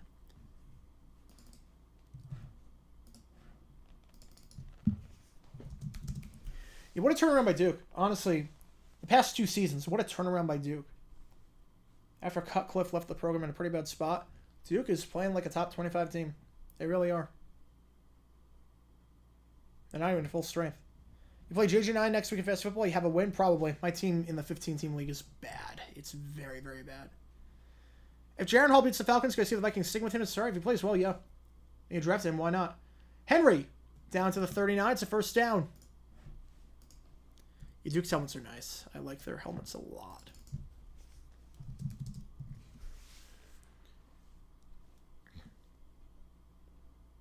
Derrick Henry having a pretty good game, not really losing any yards on any of his runs. He's doing a good job keeping the Titans ahead of schedule when he's given the ball on first down. This game, 74 rushing yards, over 4 yards a carry. He's playing pretty well. This is the Derrick Henry that we know of. And we know with Henry, he gets stronger in the fourth quarter. We know that. 1st and 10. Ball's at the 39-yard line. Levis, 2 wide. Play action. He feels pressure just as to chuck it into the ground. Incomplete pass. Incomplete pass. Intended target on the play was Henry. And on the coverage was Kwan Alexander. But pressure coming off the edge, and Levis just had to chuck it. And smart play by Levis, not just to chuck it, but to not put his arm back. To not put his arm up. He just threw that into the dirt. He knew that if he put his arm up and tried to throw that regularly into the ground, that Highsmith was going to bat that ball away. Remember, the Titans have an offensive line that has had 4 guys get injured this game. So the fact they're doing this against the Steelers D-line is commendable. Absolutely commendable. 2nd and 10. Ball's at the 39. Levis, screen pass goes to Spears. Spears bottled up. Nowhere to go. Gain of just 2, maybe 3 on the play. A few guys hit on there on the stop. Keanu Neal being one of them. Brings up 3rd and 7 at the 42. Just under 10 minutes left. Again, Steelers 4-3. Looking to keep pace in the AFC North and not be the first team, or not be the only team to be below, or not at 5, or above 500, because they'd be 500. Titans looking to get back in the playoff hunt. Be 2 back of the Jags. Remember, they have 2 games against Jacksonville this season, so you never know. With the way Levis is playing, you never know. A lot of game left. 3rd and 8 at the 41. Levis, 3 wide. 3rd down's been a problem all day for Steelers. It might have been a false start there. They're not calling it. Levis gonna fire screen pass. Spears dropped on the play. Hit by Neal afterwards. No flags. 4th and 8. It looked like the tackle moved early. It looked like Dillard moved a bit early. Either way, it doesn't matter. The Titans do get breathing room, though. I will give them that. The Titans have gotten into some bad field position to start drives off with some punts and some and whatnot, but they have gotten breathing room every time to force Pittsburgh to have a long field, especially for Stonehouse, who is one of the best punters in football. Again, last year set the record for average yards per punt. I think it was 54. Stonehouse averaging 60 yards per punt today. This punt is going to be fair, caught at the 8-yard line. Another great punt there. Calvin Austin can do nothing but just fair catch that one. And they're going to start this drive inside the 10-yard line. 51-yard punt, no return. A great punt there by Stonehouse, one of the best punters in football. So he wants to go over the 8-yard line with 9:13 left when we get back. Already down 33 in your fantasy. Ooh, that stinks. I don't know how you're already down 33 because, like, it's not like anyone's had a great fantasy game today. It's not like it was, like DJ Moore against the Commanders. If the Titans win tonight, do you think the Steelers get swept by the South? They don't play the Colts till week 15. I'm not sold on Minshew. I'm not sold on Minshew. I mean, I'm not sold on Pittsburgh either, but I think the Steelers' defense against Minshew could absolutely feast. So, I don't think so. Yeah, but it's weird. They did lose to the Texans. That was like the best game the Texans played. Man, I'm always able to cover 4th and 15s with ease just by rolling Bryce Young out to the left. Man, it's a broken game. Man, it's a broken game. Just run crossers, and I basically just, I used to win all the time just running crossers and send fast guys on crossers. Get guys like John Ross, send them on crossers. J.J. Nelson was good for that. And then send the running back on a wheel route. And yeah, I won all the time doing that. It was crazy. Maybe a slant route every now and then. But yeah, it was bad. It was bad. So, big drive coming up for Pittsburgh. Offense, they got an opening drive touchdown. Since then, they have stalled. 2 field goals. Should have had a touchdown earlier, but George Pickens could not drag the feet inbounds. The first drive for the Steelers got 78 yards. Since then, the Steelers offense, 153 yards after the first drive of the game. It's been kind of rough, not going to lie. Not going to lie. It's been kind of rough for them. A few 3-and-outs, missed opportunities. Running game is actually doing better than usual. But Pickett, the home run play has not happened yet. Just 119 yards on the day so far. Pickens a quiet day at the office. He has negative receiving yards. If you're watching this stream right now, congratulations. You have more receiving yards today than George Pickens does. Pirate League? Oh, I'm doing great. I lost Kirk Cousins because he got injured. But the opponent I was playing, I got Patrick Mahomes. So I'm doing really well. I'm doing really, really well. I'm stacking up. I've got Tyreek Hill and Stephon Diggs and like AJ Brown. I have Diggs, Hill, and Brown as my top 3 receivers. It's crazy. Handoff goes to Najee Harris down to the 15. It's a 16 league, I should say that, but oh, my team is it's another level. It's another level. My starting lineup on a given week with everyone healthy. Let's see if I can pull it up. With everyone healthy, my starting lineup on a given week right now in this Pirate League because I did a good thing with I basically stacked up on positions on running back and wide receiver, and was like, I'll get my QB and tight end by poaching guys. Handoff goes to Najee Harris. Second effort gets the first down at the 18-yard line. So my team right now, I know the last thing anyone wants to care about is people's fantasy team, but this Pirate League, my starting lineup when everyone's healthy in this league is what is it? Trevor Lawrence, Patrick Mahomes, running back Josh Jacobs, Christian McCaffrey, wide receiver Tyreek Hill, Brandon Ayuk, Stephon Diggs, tight end Evan Ingram, Mark Andrews, flex Mike Evans, AJ Brown, DeAndre Swift. Breece Hall's on my bench, Gibbs is on my bench, Pierce is on my bench, Garrett Wilson's on my bench, Jonathan Taylor's on my bench. Like, it's crazy. Out route, gain of 6 on the play. Catch there made by Miles Boykin, his first grab of the day. Like, it's my lineup's insane. I'm built for the playoffs. It's good. Bears-Panthers next week. We're going to have fun with that one. We're going to have a lot of fun with that one. Do I just average 300 points per game with that wideout set? Yeah, I pretty much average over 200 a week. It's crazy. Am I going to take next Thursday off? I am not, but I wish I could. I wish I could. We're not taking... We don't take days off here. We don't take days off. I know someone might be doing a watch party. I might do that instead, but no, we'll get through this together. Handoff, Warren, second effort, was bottom of the line of scrimmage, down at the 28-yard line, gets 3 out of it. Strive taking up a lot of clock so far. At what point and what down and distance do you consider 4-down territory? I don't think you're there yet, but no, you're not there yet. 4th and 1 you might. 4th and 1. But at what point do you do it? Santa Fe waiting for the train back to Albuquerque. Nice. Nice. Thanks for tuning in. JG9 needs a union. Yeah, my workers, my one worker, me. 3rd and 1. Pickett. Man in motion. They're going to give a wide receiver end around. He's got the first down and then some. 35. Bulls his way forward to the 41. They usually run the QB seek from that set. Instead, they give it to Warren on an end around. Gain of 13 and a first down. That puts you near midfield. And more importantly, first down. And probably most importantly, now makes the potential 4-down territory. They have the 2 blockers out in front. All Warren had to do was get outside, beat Jack Gibbons to the outside, and he did just that. Broken tackle there, missed there, Danico Autry. First down for the Steelers. We have to give JG9 80 memberships on Thursday to get through the game. Pretty much. I would not complain. That would be good. First down. Pickett. 4th quarter magic. Can he do it? Incomplete pass. High and behind Deontay Johnson. It's been a rough day for Pickett so far. 17 for 28.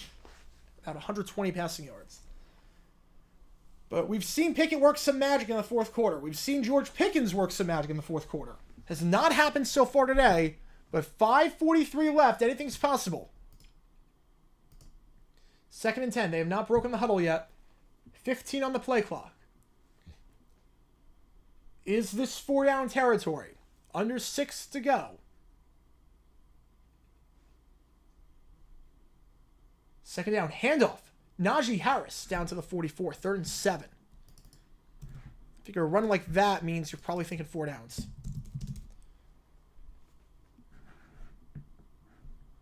So 3rd and 7. 5:20 left. Again, the Steelers only have 2 timeouts. Not 3. They wasted 1 on their first drive of the half. Yeah, what is it with the Suns? They're down 33-16. Holy cow. All right. 3rd and 6. I mean, the whole team is out, but this is crazy. Pickett. Firing. Boundary. He's got a man caught! It's caught! Deontay Johnson at the 22-yard line! They're in field goal range. What a dime by Pickett! Maybe the best throw of his career! Gain of 34 yards! That's the play they've been waiting for! Oh my goodness! Oh, best NFC team to lose Super Bowl? I did not answer that. Yeah, that's tough.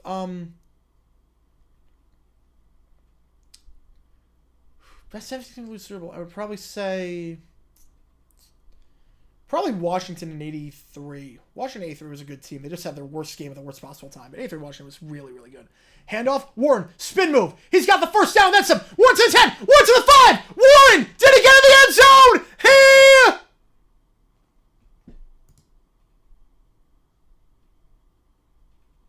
No signal yet. First and goal at the 1. Gain of 21 yards on the play. Now we have to look at a few things. First off, did he get in? Ball? Nope. Nope. Foot was out the 1. Foot was out the 1. I was going to say, if he didn't get in, if we didn't sit down, then we had to look at, did he lose the ball? Get everyone's favorite rule, a touchback rule. Well, no, the team that's going to lose the World Series, when the 9th inning started, and Sewell did that, of the first 2 batters. I also knew it after the 5th inning when we left the bases loaded and left 9 men on in the first 5 innings. I knew that. The Owen Rams are good, but I mean, I think 83 Washington was really, really good. They just picked the worst day to have their worst game. All right, 4:52. They're at the goal line. First and goal at the 1. Man in motion. Najee Harris, nothing doing. Bottled up at the 2. It's a loss of 1. We've seen the Titans defense hold many times at the 1-yard line before. We've seen it happen many, many times with this Vrabel team. And now it's 4-down territory. You cannot walk away from here with the field goal unless anything crazy happens in terms of losing yards. You got to go for it if it comes down to that. Second and goal. Ball is at the 2. Pickett in the wide receiver role. Harris! And that, I don't know if they're going to call false start on that. I don't know if the play ever happened. Did the play ever happen? Was that a false start? They might have blown that dead before. That was just... What the heck was that? That's literally Krusty the Clown. Yeah, false start. Yeah, there was movement. Back it up to the 7.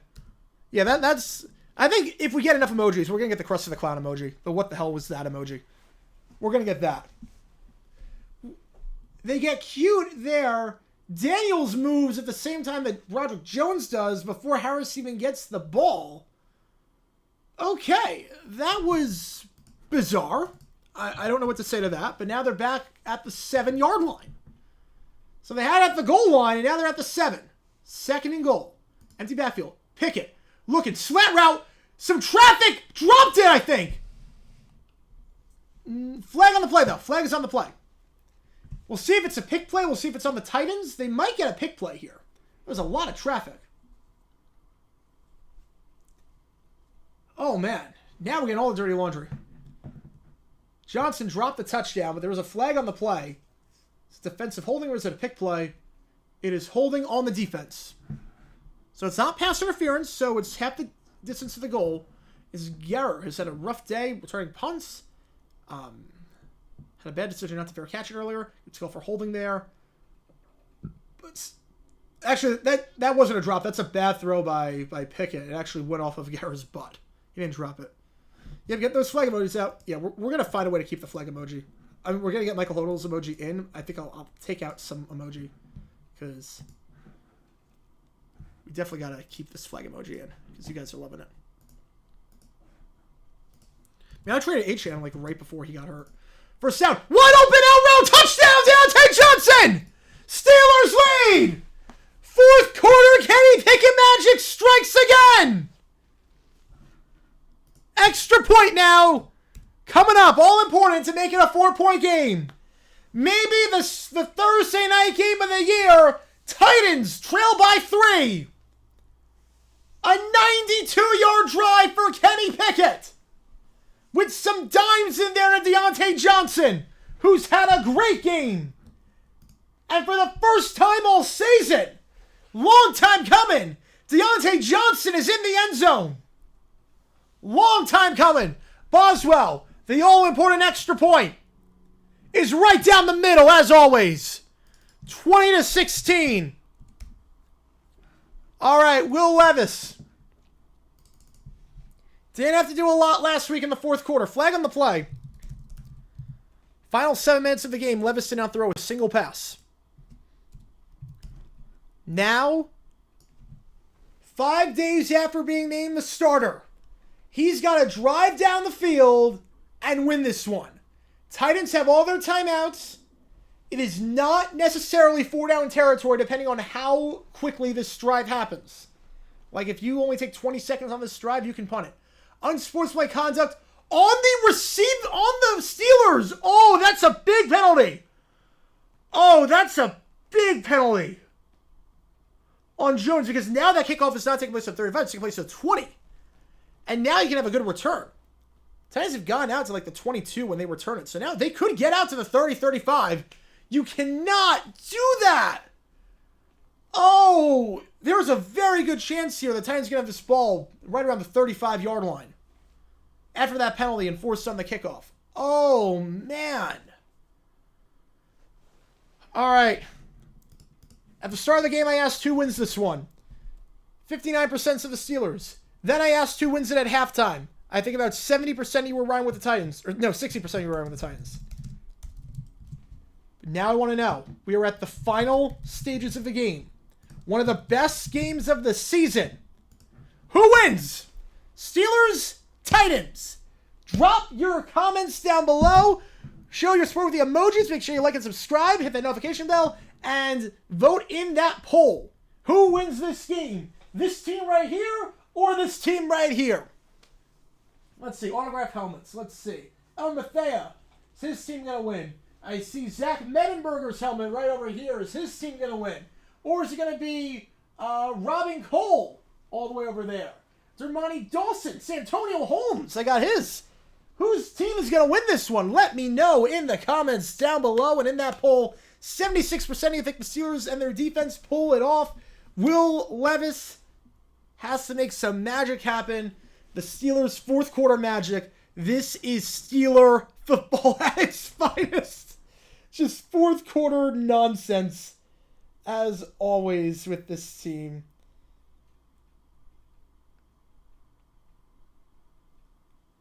Oh my God.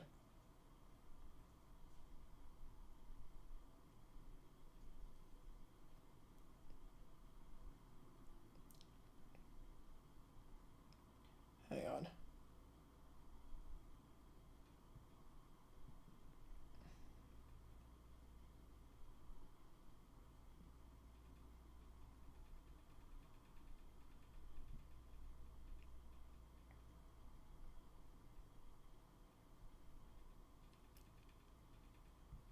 First touchdown since the end of 2021 for Deontay Johnson. Long time coming.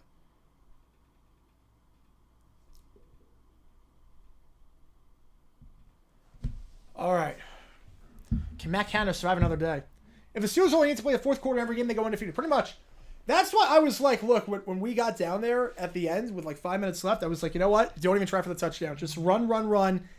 Kick the field goal, make it a 10-point game. Let's not even put this up to chance. Because if it is, oh, you know what's going to happen with the Steelers. You know what's going to happen. Here we go. Kickoff. Going to be fielded at the 20. And this is what we're talking about. 35, 40, breaks the tackle, 45, down the 47-yard line. Spears. That's a 27-yard return, and they're starting near midfield. That unsportsmanlike conduct. You cannot do that. You just can't. Drive starting at 25 is fine with a touchback. But now they're starting at midfield, and now it's definitely 4-down territory. At midfield? Because now what that does is that at 47-yard line, even if the Titans go 3 and out quickly, they're going to go for on fourth because they're near midfield. Versus before, if they went 3 and out in like 30 seconds at the 25-yard line, they're probably going to punt that ball away. Trust their defense. Because they don't want to get you in field goal range right away. But now that takes it out of the equation. Oh my goodness. I did not see a trophy presentation. I did not want to stay around for that. Give me an end-around play to Burks. Burks trying to turn the corner. He does for the moment. Gets out of bounds at the 47. So it's a gain of 6 on the play. Stops the clock. 2nd and 4 coming up. Again, Burks a lot more involved in the second half. 2 catches. End around. 2nd and 4 with 3:49 left. All right, I'm into the poll here. 71% you're right with the Steelers. It's been back and forth all night. Back and forth all night. Here we go. 2nd and 5. Ball's at the 47. Got to get to the 42. Levis under center. Okonkwo in motion. Handoff. Derrick Henry. Henry, stuffed. Looked like a hole was developing for a second, but instead just gets back to the line of scrimmage, and that's it. A Landon Roberts, who left the game earlier with an injury, comes back in and makes a huge hit on Henry. 3rd and 5. And you got to go if you're the Titans, because if you get stuffed here, the last thing you want, you need that 2-minute warning as an extra timeout. They're huddling. This is, I don't know if I agree with this. I would try and get a first down before I huddle and slow it down. Try to get at least one first down before I huddle and think about the clock. Get the drive started. 3rd and 4. Obviously 4-down territory here. Ball at the 46. Levis, one on the play clock. They just get it off. Handoff goes to Henry. Spears, nowhere to go! Nowhere to go! Spears bottled up! The clock management by the Titans, what are they doing? They huddle up, take all 40 seconds off the clock without even getting a first down yet, and now they're screwed if they don't get this because they might not be able to use that 2-minute warning as a possible timeout. Oh, man. Clock management. This is insane. 4th and 4. Not the ball game, but awfully close. 12 on the play clock. 4 wide. 3 on the near side, 1 on the far side. 9 on the play clock. They're taking their sweet time on this one. Levis. They send 4. All day. Fires. Deep shot. Out of bounds. No catch. Burks can't come down with it. Incomplete. Steelers take over.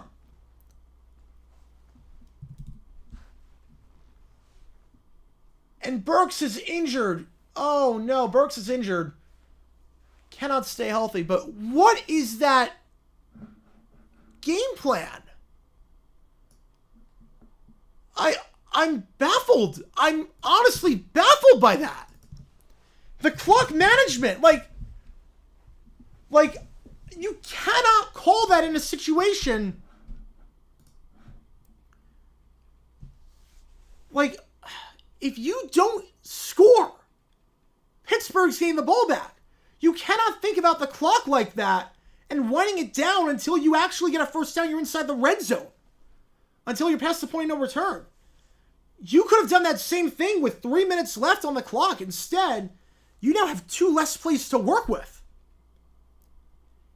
And what that does also, the other thing that this does, is that the Steelers call a play here. Let's say it gets down to 2:01. Titans call timeout. Now you have to worry about the run and the pass on second down because you don't have to worry about, Pittsburgh, you're just going to run. But now you can throw a pass on second down because it doesn't matter because the clock's going to stop anyway with a 2-minute warning. You just open up Pittsburgh's playbook. You just open up Pittsburgh's entire playbook. To call a fly route on 4th down? And then to run it with Spears on 3rd? That clock management. What on earth? I gotta figure out how to structure this, but yeah, that is the leader in the clubhouse. What on earth? I'm not going crazy, right? I'm not overreacting. You can't waste the clock like that when you haven't gotten a first down yet. You can't. You gotta go quickly, and then once you get inside the 20, different story. But you gotta get a first down before you even think about wasting the clock like that. Because now you just open up Pittsburgh's playbook on second down. There's no reason there's no urgency. Because now the problem is that you got to get into the red zone at least before you worry about the clock. Because now the problem is that by not scoring, the Steelers need 1 first down. Before you at least had some breathing room. Now you don't. You have no breathing room. You have no breathing room at all now. You have no breathing room whatsoever. None. Traylon Burks is hurt. You have no breathing room right now. If you are the Titans, you have no breathing room. You got to get a stop. Problem is that the risk reward, it just doesn't make sense. You got to worry about scoring. You got to worry about the clock before you worry about scoring. You really do.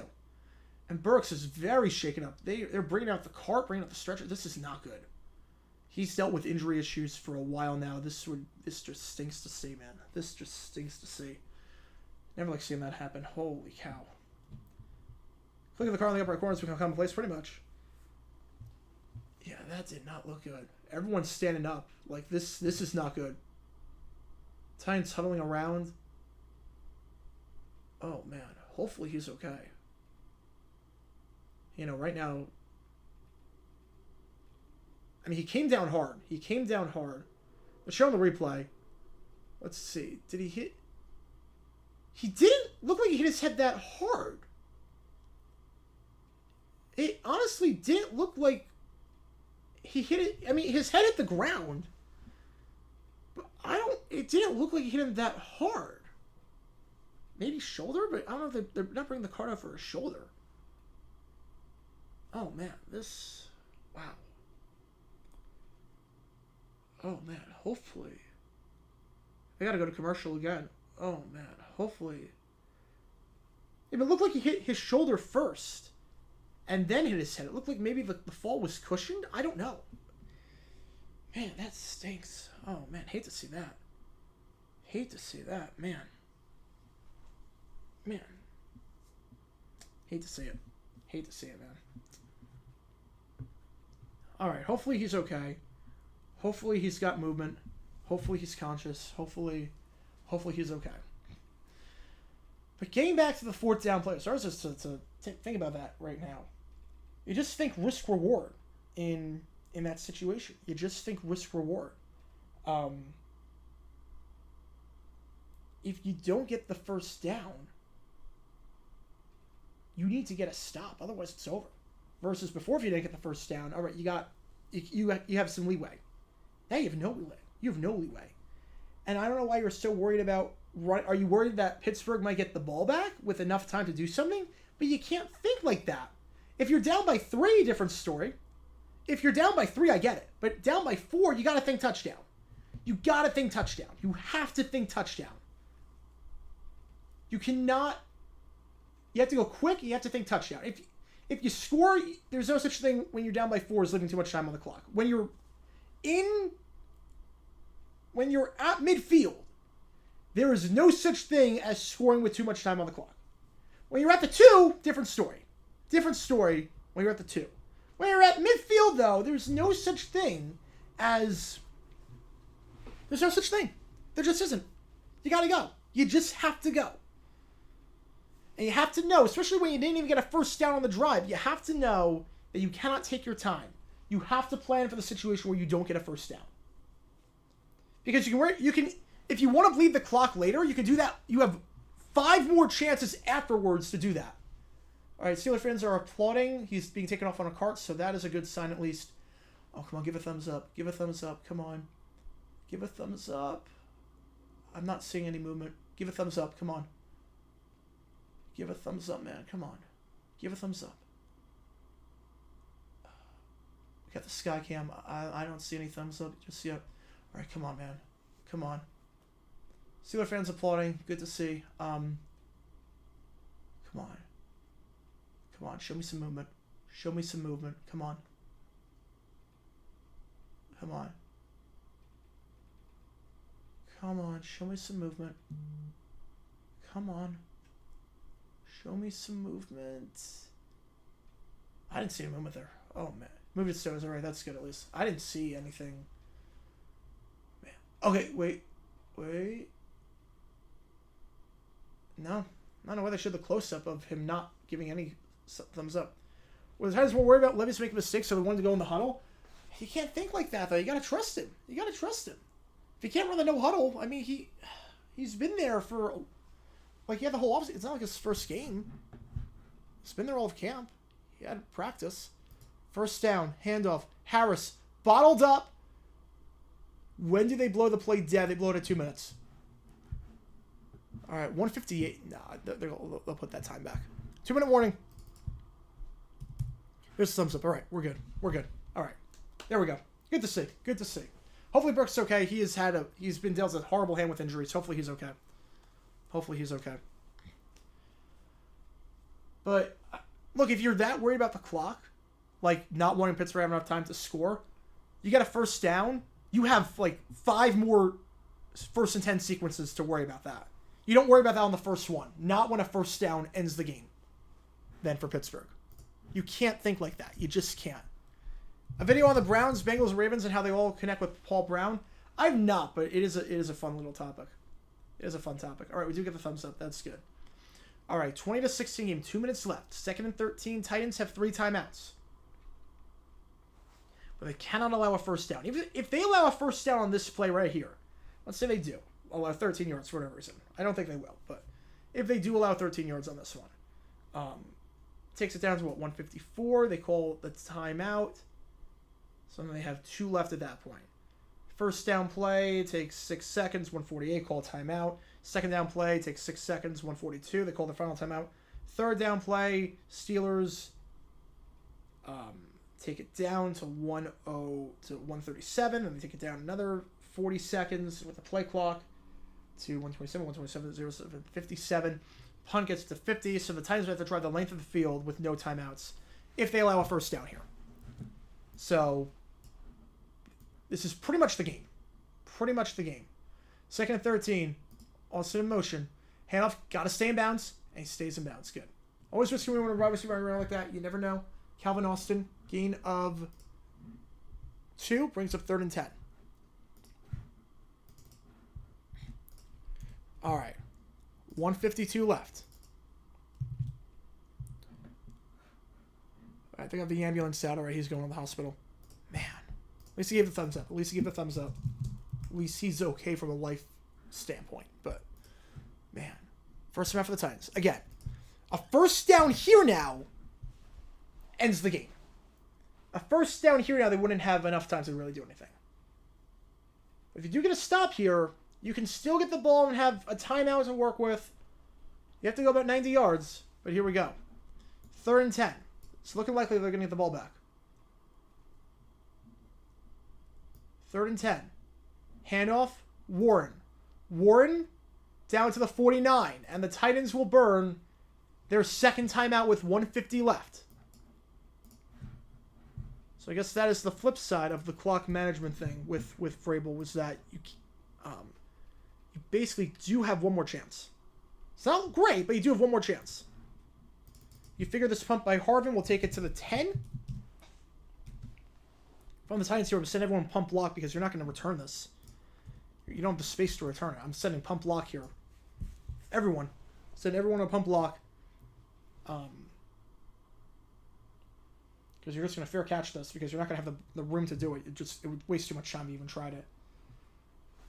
4th and 7. They do get the punt off. Harvin's punt is going to be fair, call at the 15. Not a great punt. Not a great punt. You want to pin that inside the 10. Instead, it's pinned at the 15. Not great. Just 36 yards. Titans take over at the 15-yard line. 144 left. 144 left. Titans are searching to make the call to go to the hospital. I mean, better safe than sorry. Better safe than sorry. Look, if there's even any doubt with how violent that, with how concussions are, go to the hospital. If there's any doubt. All right, here we go. First down. 1st and 10. 144 left. One timeout. This is the ball game. 3 wide. 2 on the far side, 1 on the near side. Spears in the backfield. Levis, they send 4. Will Levis fires. Almost intercepted! DeAndre Hopkins had to play defense on that one. As Levi Wallace, who was in the coverage on the last play, gets that there. Great play by Hopkins to play defense and bat that ball out. If he didn't do that, that'd be the first pick for Will Levis in his career, and that'd be a bad one to throw. But Hopkins playing defender on that one as soon as he realized he was not going to win the 50-50 ball. 2nd and 10, 139 left. You make sure you like and subscribe and whatnot. Smart decision. I've done videos on great coaching decisions before. Yeah. 2nd and 10, balls at 15. 3 wide. 1 on the near side, 2 on the far side. Will Levis, they send 4. Levis has to get rid of it. Fires over the middle of the field. Ball is caught down to the 28-yard line. It's the first down in the play. First down play, Kyle Phillips. 4th catch of the day. He's got the same number of catches in this game as he did all season entering today. Gain of 13. They have a timeout. Clock is ticking, but they can use middle of the field here. They send 4. Levis can't take a sack here, and he does! Down he goes for the 4th time today! It's Highsmith! And the Titans will burn their final timeout! Highsmith! His 2nd sack of the day! 2nd and a mile for the Titans. And now they have no timeouts left. And now this is going to get a heck of a lot tougher for Will Levis. 2nd and 20 at the 18. And that's why I'm glad NBC lost the rights to the NFL, because their scorebug, it was non-existent. They didn't have one. Yeah, inoffensive videos are smart decisions for the most part, yeah. What about Low Smith? Can't hit him high, can't hit him low. We need Mid-Smith. He's got to throw that one away. 2nd and 19. At the 19-yard line. 3 wide. 1 on the far side, 2 on the near side. Will Levis takes a snap. They send 4. Has to get rid of it. Outside the pocket, going to check it down to his running back. Caught, but he has to stay in bounds because of a slip, and that'll keep the clock running. Steelers are fine with that. So Okonkwo, I believe that's his first grab of the day. Gain of 10, but that's fine for the Steelers. Okonkwo slipped, and because of that, the clock is running. 3rd and 7. Levis, they send 4. Levis, over the middle of the field, low throw, incomplete pass. We've seen that a few times today when he's pressured. The throws have been kind of low. We've seen that a few times today. When there has been pressure, the throws have been low.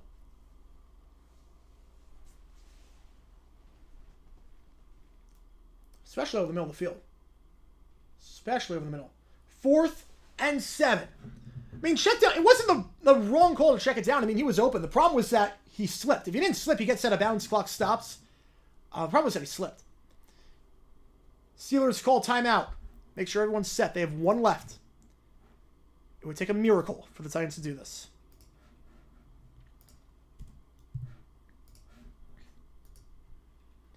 We had the Music City Miracle. Can we have the Steel City Stunner? 4th and 7. They got to go 70 yards. Get the first down. They go 70 yards with no timeouts with a rookie quarterback in his 2nd ever start. They almost had this game. And then Deontay Johnson and Kenny Pickett, again in the 4th quarter, had other ideas. 4th and 7. 4 wide. 2 on the far side, 2 on the near side. Levis in the shotgun for the ball game.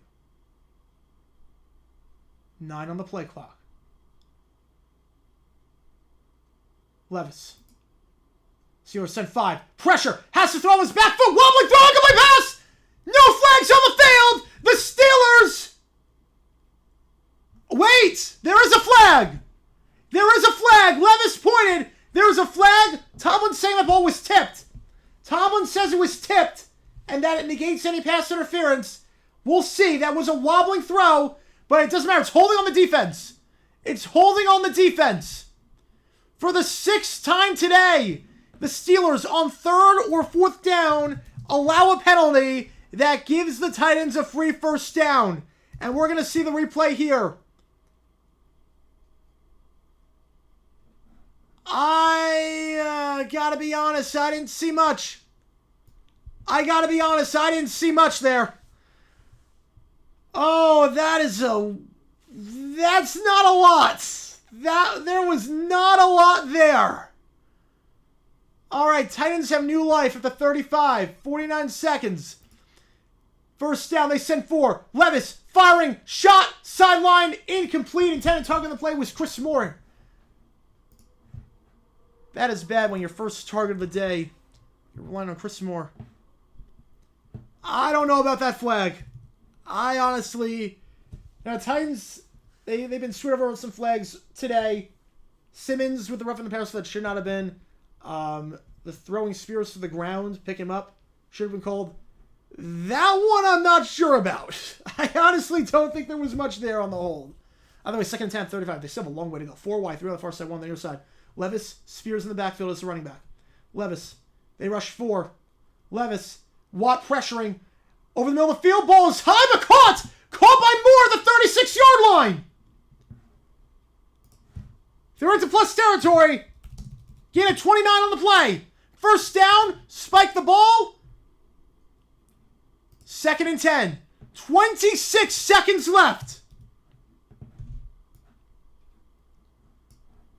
Oh, man. Yeah, I need to see a reverse angle. I need to see a reverse. Maybe there was a pull, but I didn't see it. Maybe I need to see an angle from the sideline. Here we go. 2nd and 10. 36 yards. From Will Levis making a stamp on the NFL. 4 wide. Levis, they send 4. Levis fires. Caught. Can he get out of bounds? Okonkwo gets out of bounds. First down at the 24-yard line. This is by far the best Thursday night game of the season. This is by far the best Thursday night game this year we've had. Jags Saints was good. Bucks Bills had a great ending. This is the best one. 1st and 10. You got 4 shots to the end zone. You can't go middle of the field, but you got 4 shots to the end zone. It's absolutely doable here. 24 yards. 6 on the play clock. Spears in the backfield. 4 wide. 1 on the play clock. They just get it off. Levis, they send 4. Over the middle of the field. Open. Incomplete. Incomplete. Oh, man. Darius Rush. I think he had his hands on it. He thinks it should have been a pick. Looking for more over the middle of the field. Darius Rush, the rookie cornerback, thought he had his interception. And he almost did. The 5th round pick out of South Carolina. Would have been a heck of a first pick. But he can't hold on to it. The 4th down holding. The dropped interception. 2nd and 10. 4 wide. Levis, watch, spin move. Checks it down to Okonkwo. That's fine for the Steelers. They move up 6 yards. 3rd and 4. Is Al Michaels really sleepy? Is Al Michaels really sleepy? Like, how can you be sleepy with a game like this? Like, this game's been phenomenal. This game's had everything. This game's been phenomenal. 3rd and 4. You can't check it down here. 2 shots to the end zone. It's that simple. 2 shots to the end zone. 2 shots to the end zone. Can the Steelers hold on? Does Will Levis have some magic in him? 4 wide. Spears in the backfield. 3rd down. Levis. End zone. Intercepted. Intercepted. The game is over. The Pittsburgh Steelers come out of here with a thrilling victory. Quan Alexander. The Steelers win 20-16. They go to 5-3. The Titans go to 3-5. Quan Alexander. The first career interception thrown by Will Levis. Took a shot to the end zone. That time it's not dropped. And the Steelers, once again, with some 4th quarter comeback magic, they do it again. The Pittsburgh Steelers kneel down away from going to 5-3. What a finish. What a game. Unbelievable. Was staring Moore down all the way. It was very similar to that first down play. And Alexander read that all the way. Just lurking over the middle of the field. And that's the ball game, folks. The Pittsburgh Steelers bounce back from the loss against Jacksonville. They go to 5-3. The Titans drop to 3-5. Thank you guys for tuning in. This has been a fun stream. Fun game. Thank you guys for all the love and support. Thank you for the donations. Really, and Broski again, thank you for the 50 memberships. It really means a lot to me. That was insane. Thank you so much. Did not go to the World Series Trophy presentation. I left after that. But thank you so much. I'll see you guys on Sunday. We'll do the Chiefs-Dolphins game, and we'll do the Sunday night game between the Bills and the Bengals. Should be a fun night. Until next time, JJ9 signing off. Have a great rest of your night, everyone. I'll see you guys on Sunday. 2 videos come out tomorrow. We'll see what they're on. Have a good night, everyone. I'll see you soon.